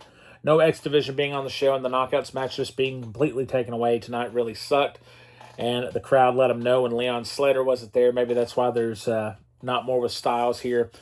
Joe Henry phone call popped me. Why is Fandango retiring? We figured that out. It's health issues and family. Got to respect it. I miss him, though. Dango going to kiss Eddie Edwards here. Carlos Silva and Dixie Carter getting booed out of the building. I don't blame it. Bully comes out and saves the day. Where do they keep digging these Flair, Eli Drake commercials up from? No Nick Nemeth tonight. What's up with that? Not to even mention the awkward Eric Young sitting in the crowd. Macklin is out injured, supposedly, but I haven't been watching lately. I don't know. Ref put a blip on this match with the early 3 count. But in the end, Santana gets the title back. Honestly, this show is a disaster. Did not live up to the hype I had set for it for weeks, which sucks because I really wanted it to succeed. Maybe I was expecting too much, but a Jericho show up at the end of the night might have drastically improved the show. Of course, that couldn't happen.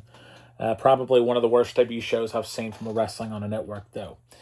Moose and Cedric surprised me with a good outing against each other, and Moose had just done a complete 180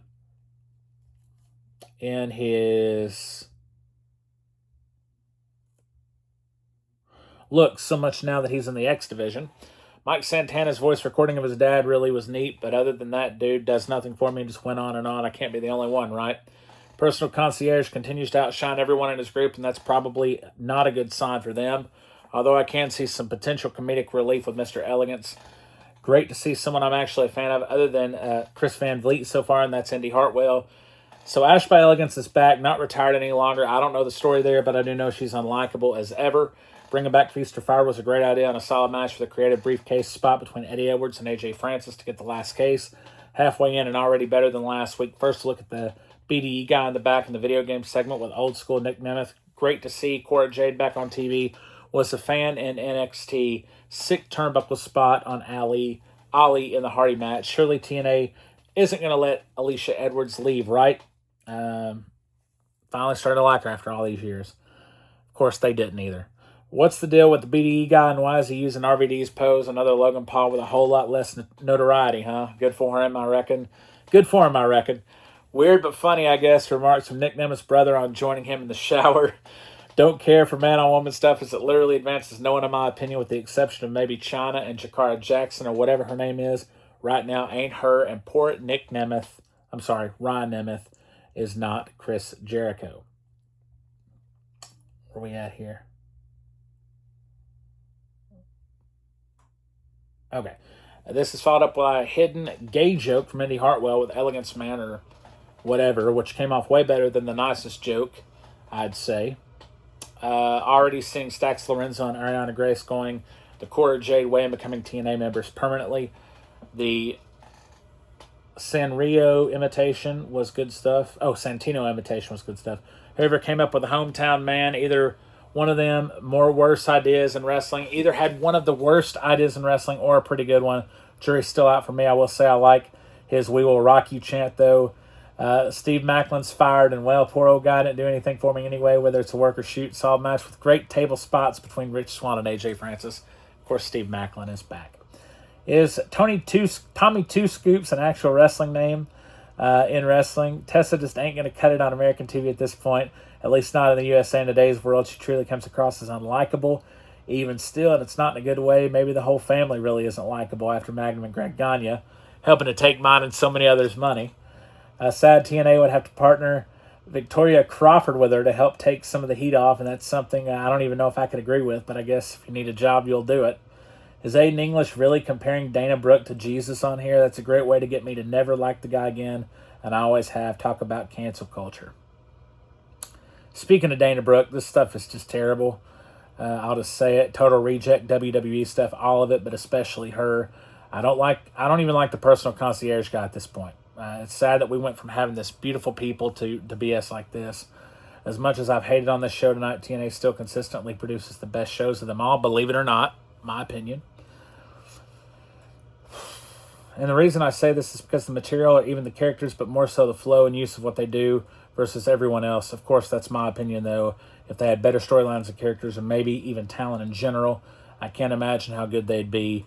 Moose needs to be the top guy. Again, whether I'm a fan or not. Rich Swann getting dumped right on his head in the Nemeth match on the hardest part of the ring, no less. Ryan Nemeth has insane comedic timing, and from what I've seen so far, Mara Sade has a great look and major potential, but when it comes to man-woman matches, again, it's just not my thing. Matt Ray Walt has another strike against him as now the dude says that cream soda suckers are nasty. Yeah, okay. All right, Matt Ray Walt. It's your real name. I think it is his real name, actually. A whole new respect after finding out about Cody Deaner being in the WWE back in 2004 in Wrestling Angle. Dude's been around a while. No Surrender. It's my first pay-per-view or whatever from them in a while, thanks to TNA Plus. Where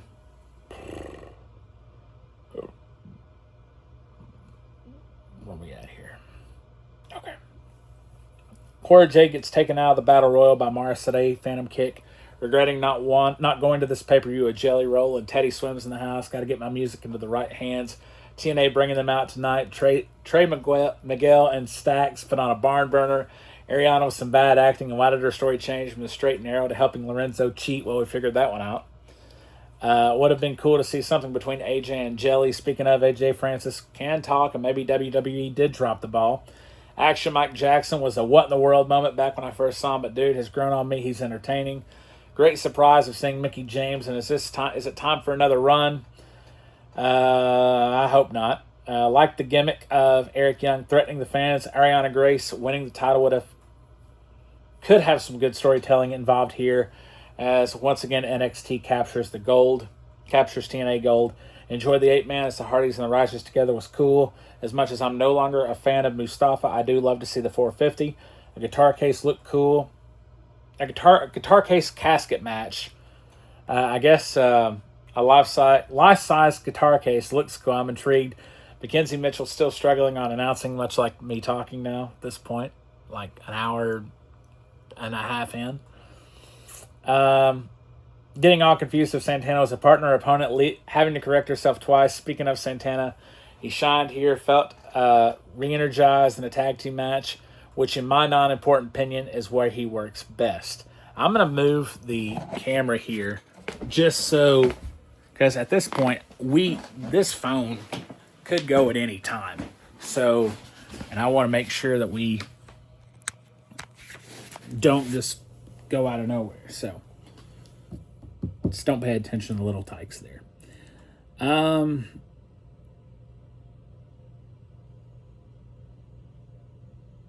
Regardless, he still can't get used to Dolph in TNA as his work just stands out like a sore thumb. Still can't get used to Dolph in TNA. However, I can definitely see WWE as after Leon Slater, and honestly even Moose as their two bright spots here.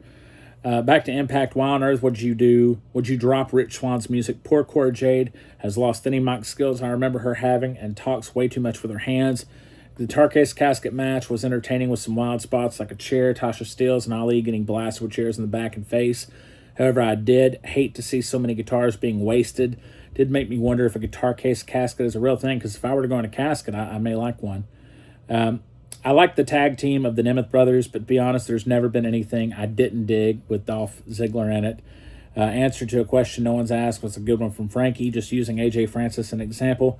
But industry-wide, hasn't it gotten old that people use their little catchphrases and mannerisms more than once in a match? Now he must have said his money phrase 4 separate times at least.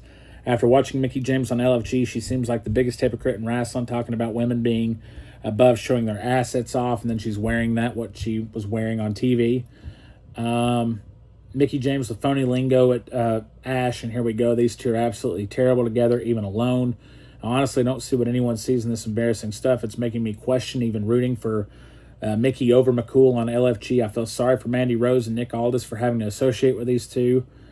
Whether Mickey's a legend or not, my goodness, Dara Ray or whatever her name used to be isn't much of a better step up, with the unexplained WWE gimmick carrying over.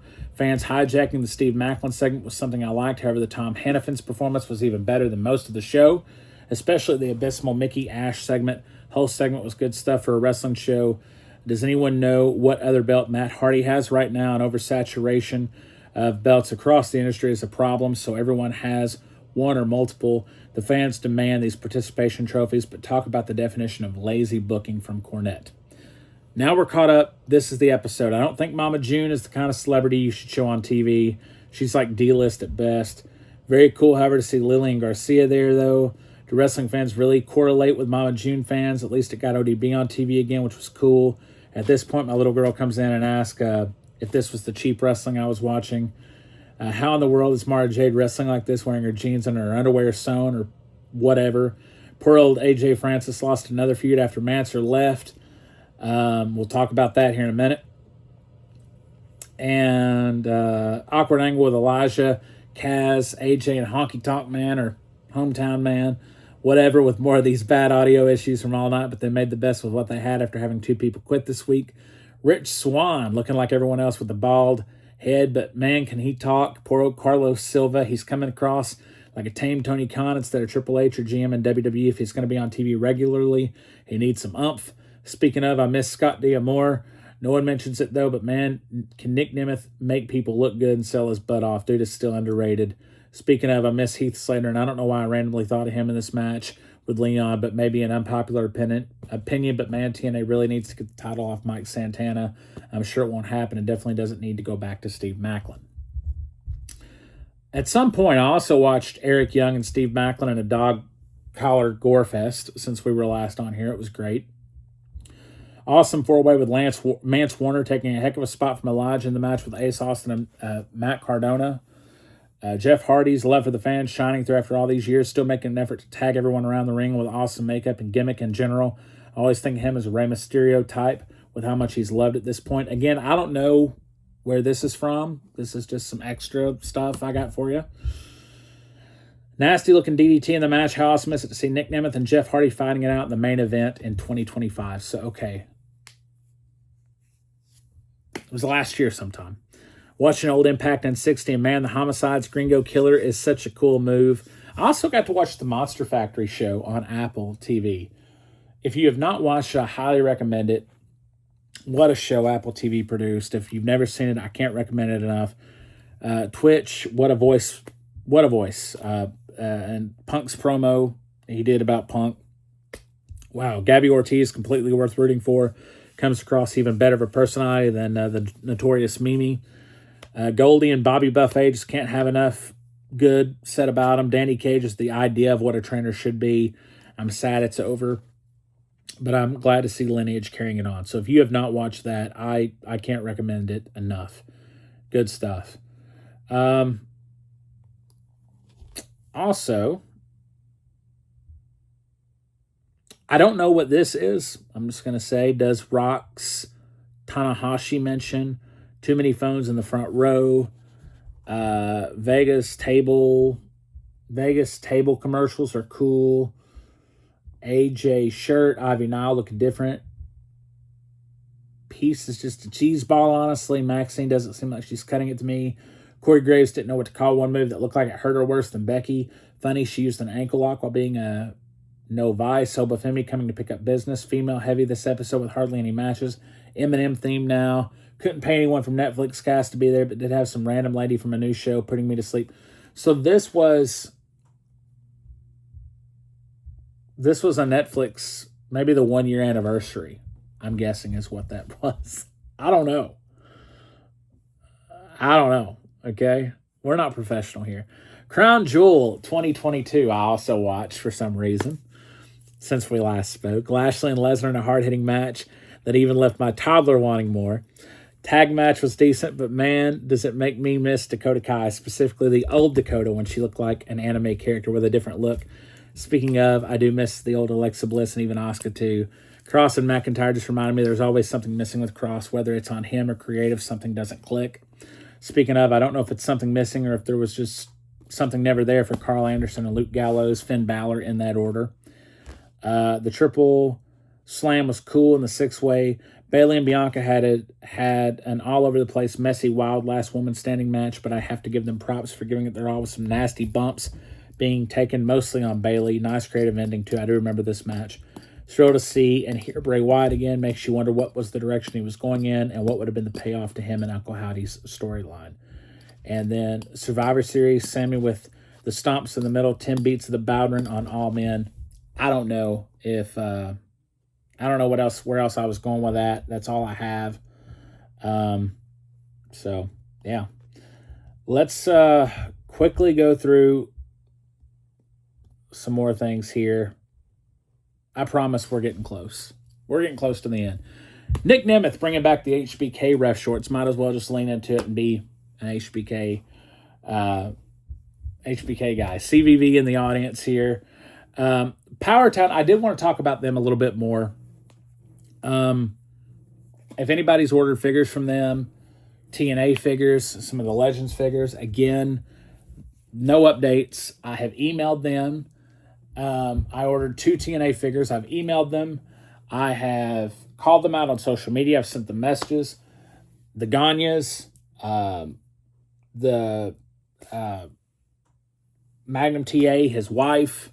I may have even emailed Tessa Blanchard at this point. I've heard nothing. They answer no emails. They give no updates. Anybody that's watching this and has not done business with Powertown, please do not. I don't know if the figures are ever going to come, but I've requested cancellations. It's just sad. Tommaso Ciampa is also on AEW now. We'll see how that goes. It doesn't sound like it's going well yet. We'll see what happens. Sign Guy is back at TNA. Masha Slamovich is gone from TNA, so you can tell this has been a while. over some domestic dispute or domestic abuse allegations with Akira, so her, I guess, boyfriend. Evil to WWE. I don't know really what that means because I don't watch New Japan, but we'll see. Why isn't Paul Heyman on the creative team? That's something I'm wondering. He's already trying to make plans for next year's Mania and move in from there. Dude needs to be on the creative team pronto. Back to Dark Side of the Ring. Such a sad story of Candido. His mom spun it so elegantly at the end with how much he lived in 33 years. So many truly loved him, and I wonder about the cameraman being in the cage causing the injuries. I'd never heard that before. More disappointed in Tammy, worse than ever, based on her own words of talking about how much Candido loved her, yet she still left him and went with Sean due to a 7-year itch. Doink couldn't have played a creepier clown gimmick. This whole show felt like a Springer episode there with poor old Hacksaw right in the middle. Buff, what a wild first 15 minutes of this, and his dad has already unloaded a machine gun on some geese, so I'm already heated over this. Buff shoots his own dad and has no remorse, can already tell it's going to be a wild ride. It's almost hard to believe this dude is being for real when he talks about the calf implants and his mom shaving his bag whales. But man, I got to admit, I was a fan back in the day. I remember the entry in the Steiner match as well as Judy's involvement with it, which at the time and place, Bischoff added that went on too well too many times, like the pole match. I don't even know what I just said. I'm just reading. Not to mention, it sounds like at least 2 of the 3 ex-wives are still in love with Buff, especially number 1 with the Now It's Over. Wild to read WCW was initially going to air on TNN in one of the articles. Nor did I ever know about the Helms-Buff confrontation. It's wild that Helms took it where he did, especially from behind and got a push after. Had to be it because I was so excited to see WCW guys on WWF when I was little. Literally overlooked if the match was bad or not, so couldn't have been that bad against Booker T. Here's 2 Code Scorpio taking all the jabs and looking for a fight again now that that dude's in real trouble. Wild story for seemingly a good guy who may be slightly off, but also made some bad decisions and yet being so positive. Losing his leg, presumably, after this in the long run, but also turning things around. Good to hear the Scotty Riggs. Good news. And man, oh man, can anyone believe JR would actually have laid down Missy Hyatt? It happened, folks. Junkyard Dog. Tony Atlas is still one of my favorites to hear talk, and the fact that he openly admits to the foot fetish just pops me. Jake saying he felt happy for him. Tony Atlas, again, I could hear him talk all day. Wild story about his dad gambling to have people fight him. I never knew about him press summing Hulk, not even the first commercial. And he has to get the foot fetish thing out of the way, or as he calls it, a shoe fetish. Kinky music playing in the background. Completely forgot Tony managed Mark Henry, but of course I remember his laugh at the wannabe talk show host. So I guess that was after. Same with Tommy Rich, who I could hear talk for days saying wrestling is wrestling. Tommy Rich's. Funny story about Tommy Rich I'm going to throw out there, if anybody's still watching this, is Tommy Rich and my dad and my uncle all got drunk together one night at an indie show that my cousin was booking, and Tommy was always just a nice dude. Daphne, a tough story, just hearing from people like Caleb Conley, who I had no idea that she dated, and how likable Taylor Wilde came across here was huge, and how much they loved her. Much respect to her for having the match with the Lions girl after training for 5 years. Definite sad one as someone who also struggles with mental health. Muhammad Hassan, great story in the long run for a guy who was dealt a bad hand. Really makes you think on the whole take of it all, and maybe how bad we were treating those who didn't look like us based on the bad fuse actions. That comes from someone who has a hard time realizing that until now, but easier to see after COVID with the Chinese family choose to be better instead of being bitter. So inspiring stuff. Again, with the WWE biography, feel good story with DDP. Honestly, his heart has always been what's made me a fan of the guy. Funny to hear Karl Malone talk after all these years and how good of a guy he came across as too. And then WWE. I tell you, I'm going to have to drink a lot of water after this show. Survivor Series. Poor Io was trying to do the corner, trying to do a run-in the corner. What was she trying to do in the corner? I don't know. We talked about Survivor Series earlier. This is just going on from that. Becky and Bayley using the B-word nasty powerbomb spot on Bayley. Sick Io moonsault on Bianca. Styles Balor was long and slow, but got into it towards the end. Dumpster fire between Ronda Rousey and Shotzi. Man, what a failure she was in wrestling, who never transitioned. Just never transitioned. Excellent match with Lashley, Rollins, and Theory, and the double lock from Lashley was awesome.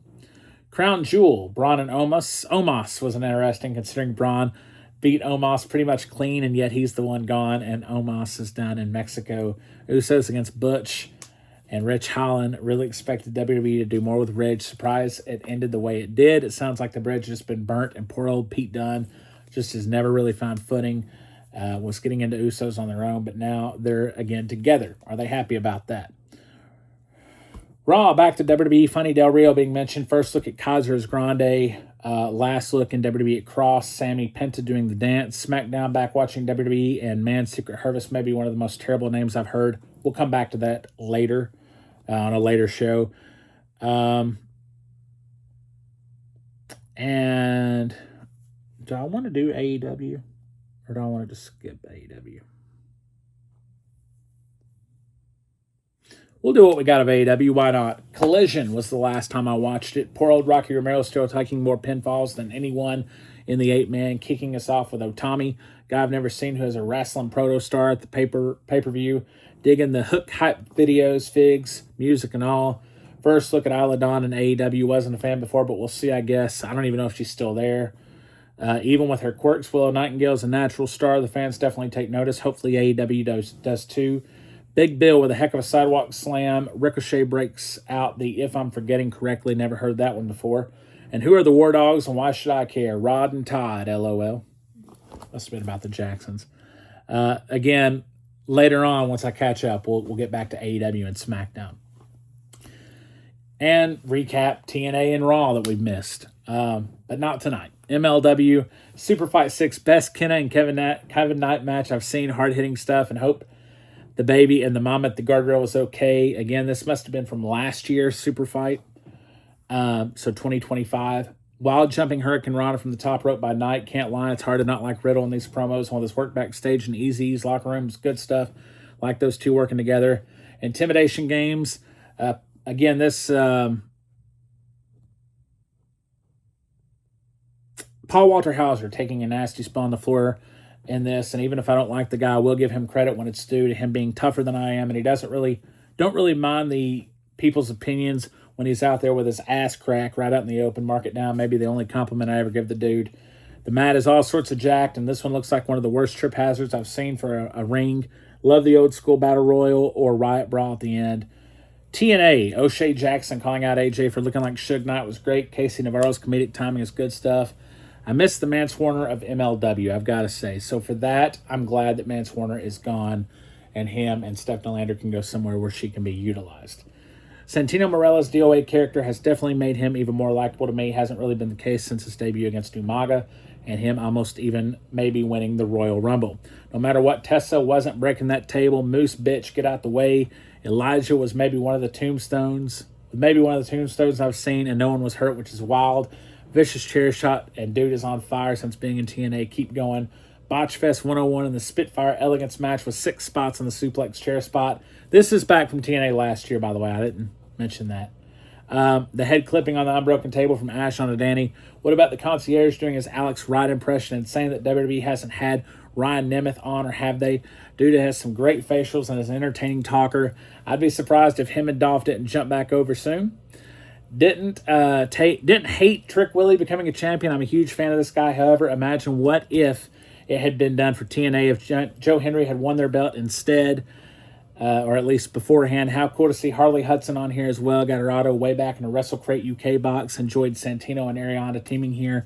Jimmy Corderas guest reffing and Robbie E having his first match in forever, especially for TNA WWE, which they've missed the boat again. Got to get him doing the Tony Khan cosplay.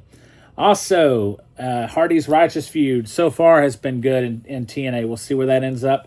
An old Rebellion I watched, Joe Henry video mocking First Class was great. Has Joe already reached his peak, or is it just because we've seen this so long in TNA and for some even before? Nasty spill from EY on the side of the table with the side of his head. The Kaz Full Metal Mayhem match. Rebellion, why doesn't Macklin come out in this war paint all the time? At least he shows some personality. Impact may have had the worst during the pandemic. Some of the talent, especially the themes, were just plain terrible, like Taylor Wilde and Susan. Gotta say. All right.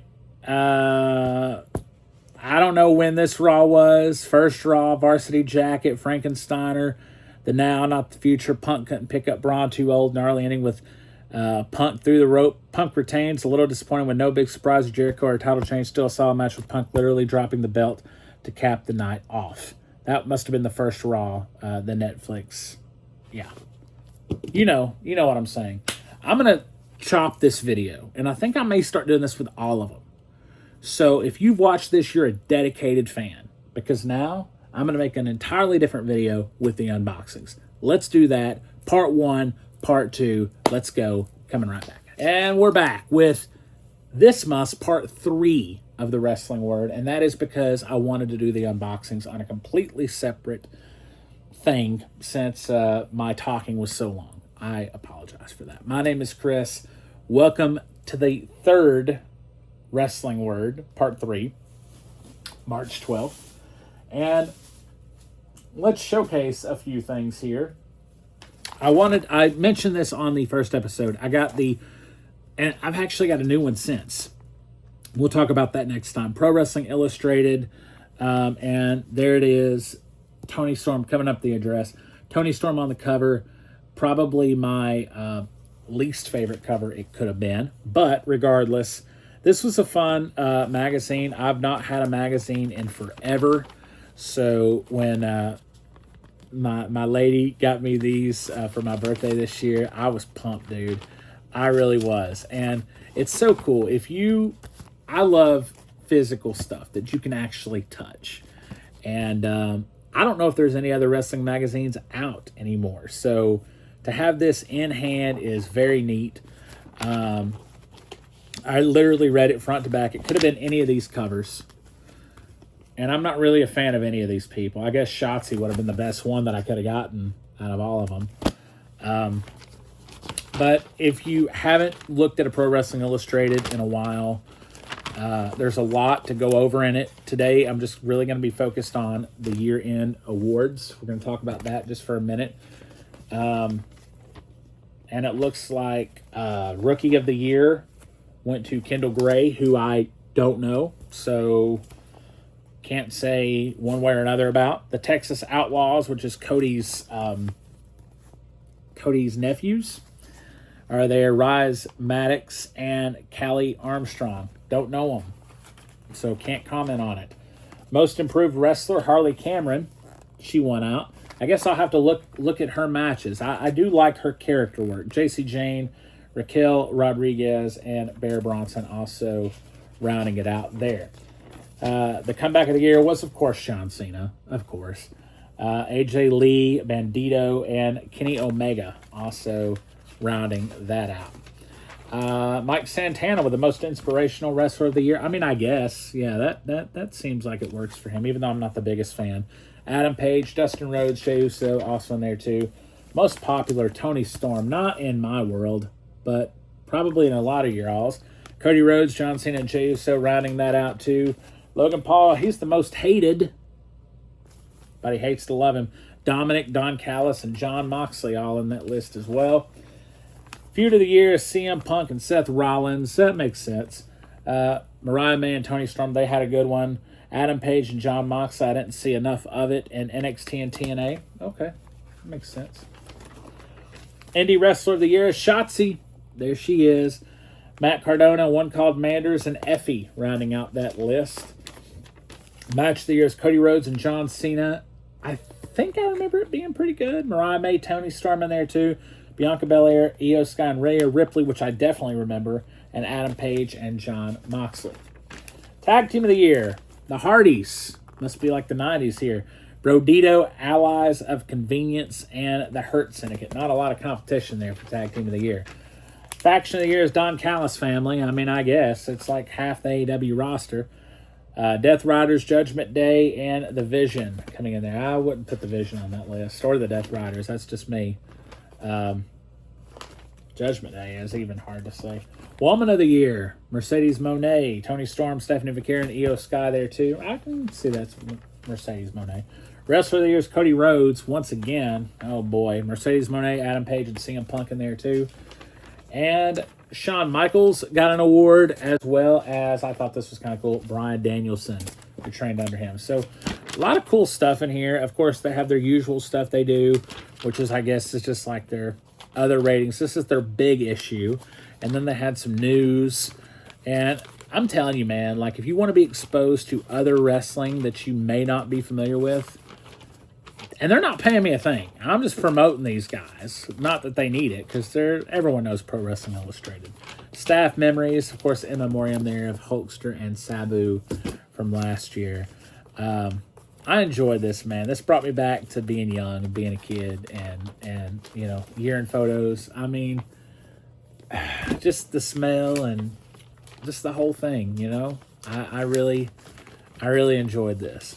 So anyway, and then they have some ratings there at the end, and then drawing blood. So that was Pro Wrestling Illustrated. I'll review the next one after I'm done with that one, probably in the next episode of this.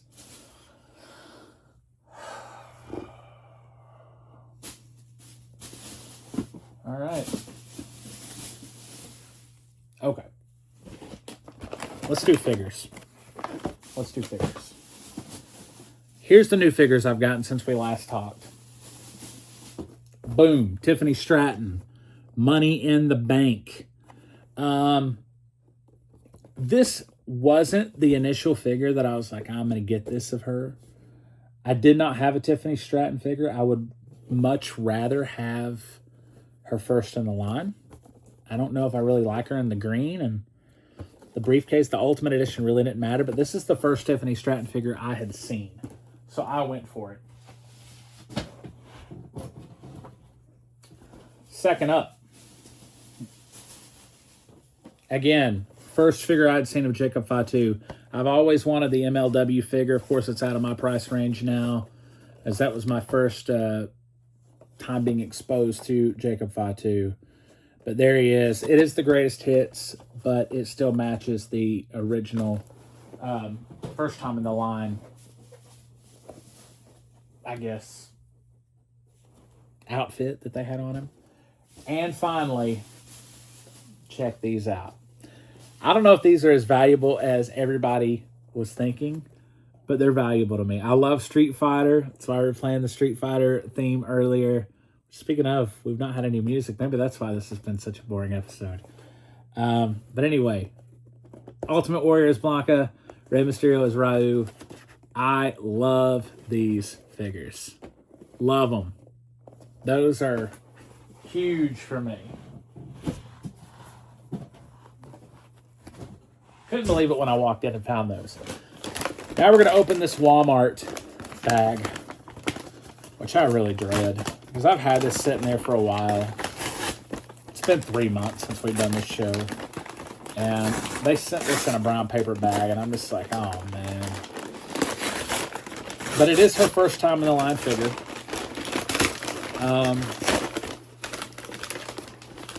It's bad. Oh, it's real bad. Ouch. Look at that. Just carelessness, dude.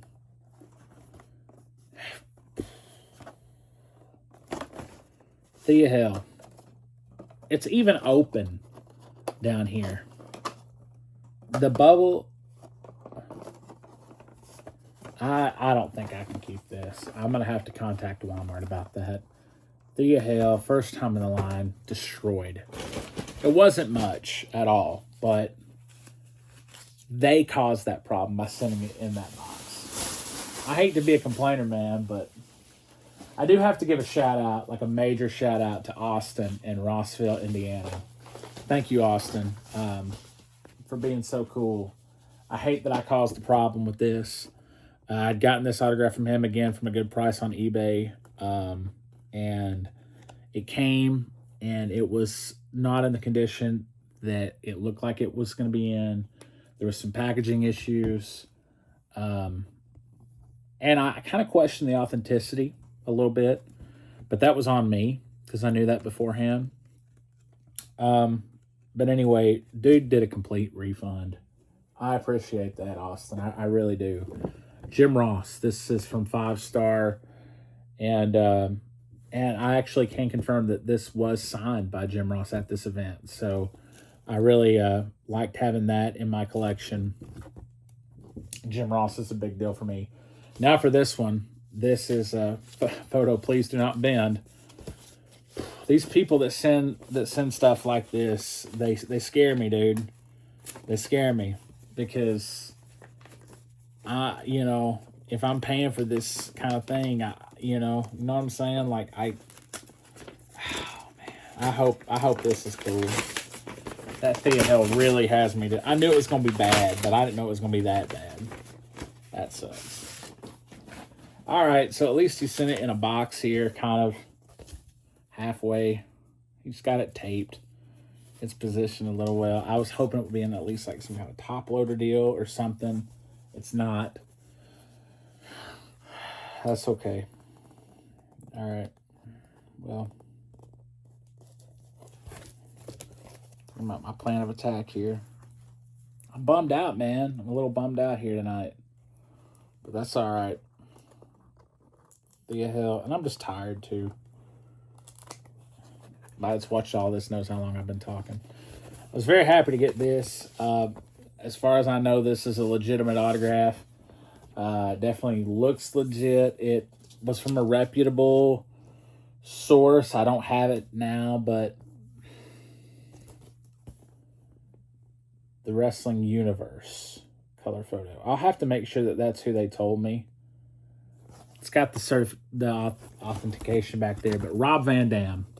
I saw where I'd missed out on him in the Pro Wrestling Loot box, which Pro Wrestling Loot, if you guys ever watched this, he's one of my favorites. If you had just promoted that, I'd have been all over that box, dude. But maybe that was the condition that they couldn't. All right. Main event time.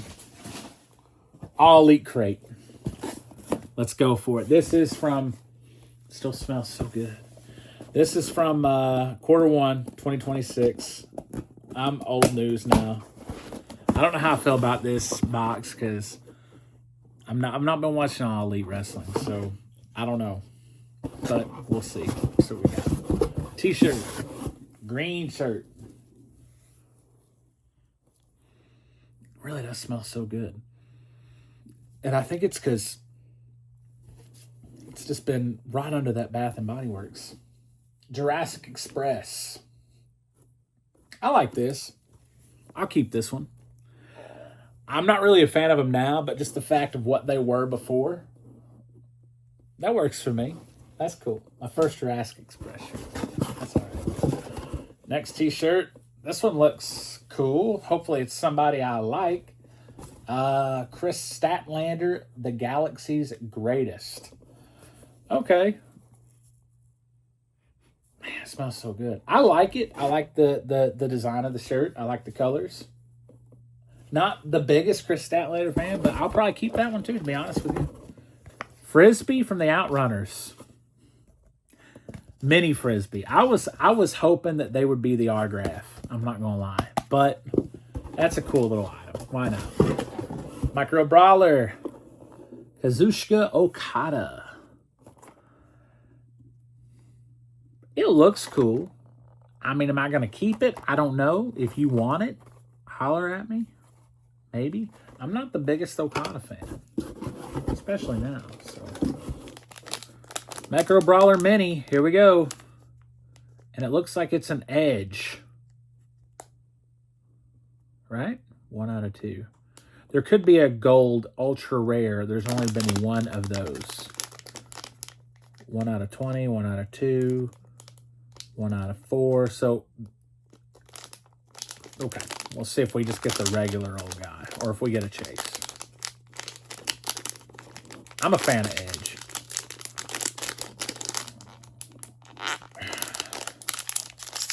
Why not? You gotta see what we get. Gotta see. Okay, we got the... This is a chase. 1 out of 4. So it's like the lowest level chase. But it's still a chase. I got a little Christian too. It'll be cool with him. Check him out. And it's cool because you have to unpackage those. You can't leave those in the box. So that's pretty cool. Comic book AEW Origins. Oh, I like that. It's a little bent up, but I like that, dude. That's cool. comic books. I like that. That's all right. A magnet, and we got Sting with his sons. I will totally put that magnet on my fridge, no matter what I've said. Big old cowboy sheet pin. Look at that. That's a big boy. It's like a belt buckle size. I don't know what I'll do with it, but it looks cool. And is this like a little wristband? AEW World Champion wristband. I think it is. I think it is. We'll just open it. I think it is like a little wristband. Pretty cool box, man. It's better than the last one that I remembered. So, yeah, little AEW wristband guy. I got big old hands, though, dude. I'm probably not like the regular AEW fans. Got the world title there. And it's like the WWE bracelets. So that's cool. Are we going to be able to cap it off with an amazing autograph? I don't even remember who else it could have been. Let's see. It's Willow Nightingale. I actually have an autograph of her. I did not expect it to be her. But this one is authenticated. And it smells so good.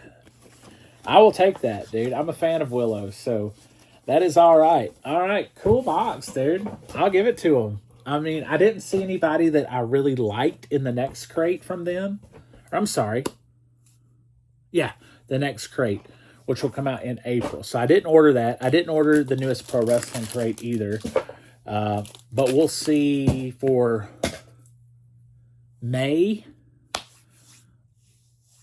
and April. We'll see what they do. We'll see. Here we go. Explosion Jurassic Express shirt. Galactic Chris Statlander shirt. I'm glad I didn't have the golden ticket in here, because if I would have,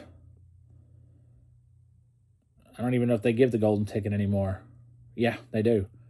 I might have missed my chance. Just now open it. The Brawler, Kazuchika Okada, the Outrunners, Hot Pink Frisbee, Sting Retirement Match, Magnet, Willow Autograph, Hangman, Adam Page lapel pin, Championship silicone bracelet. I like it.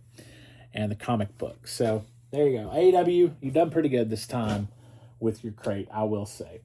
Guys, I'm going to start making this show more regular. I promise. I still have these AEW Allure cards that have been sitting here for literally a year that have never been opened. You might think, why open them at this point? Well, I have to. I got to know what's in there. And I still have the official program guide from WWE. Now, this was probably 2023. I think was the last time I went to a WWE event. I still want to review that with you guys. So there's still a lot more to go over. And, of course, I'll be bringing you more unboxings and more reveals, figure reveals, and everything else. And, of course, more talking, too. So I'm sorry about the extremely long history-making episode tonight. But I thank you for joining me. My name is Chris. Happy wrestling, everybody. Until next time. Bye-bye.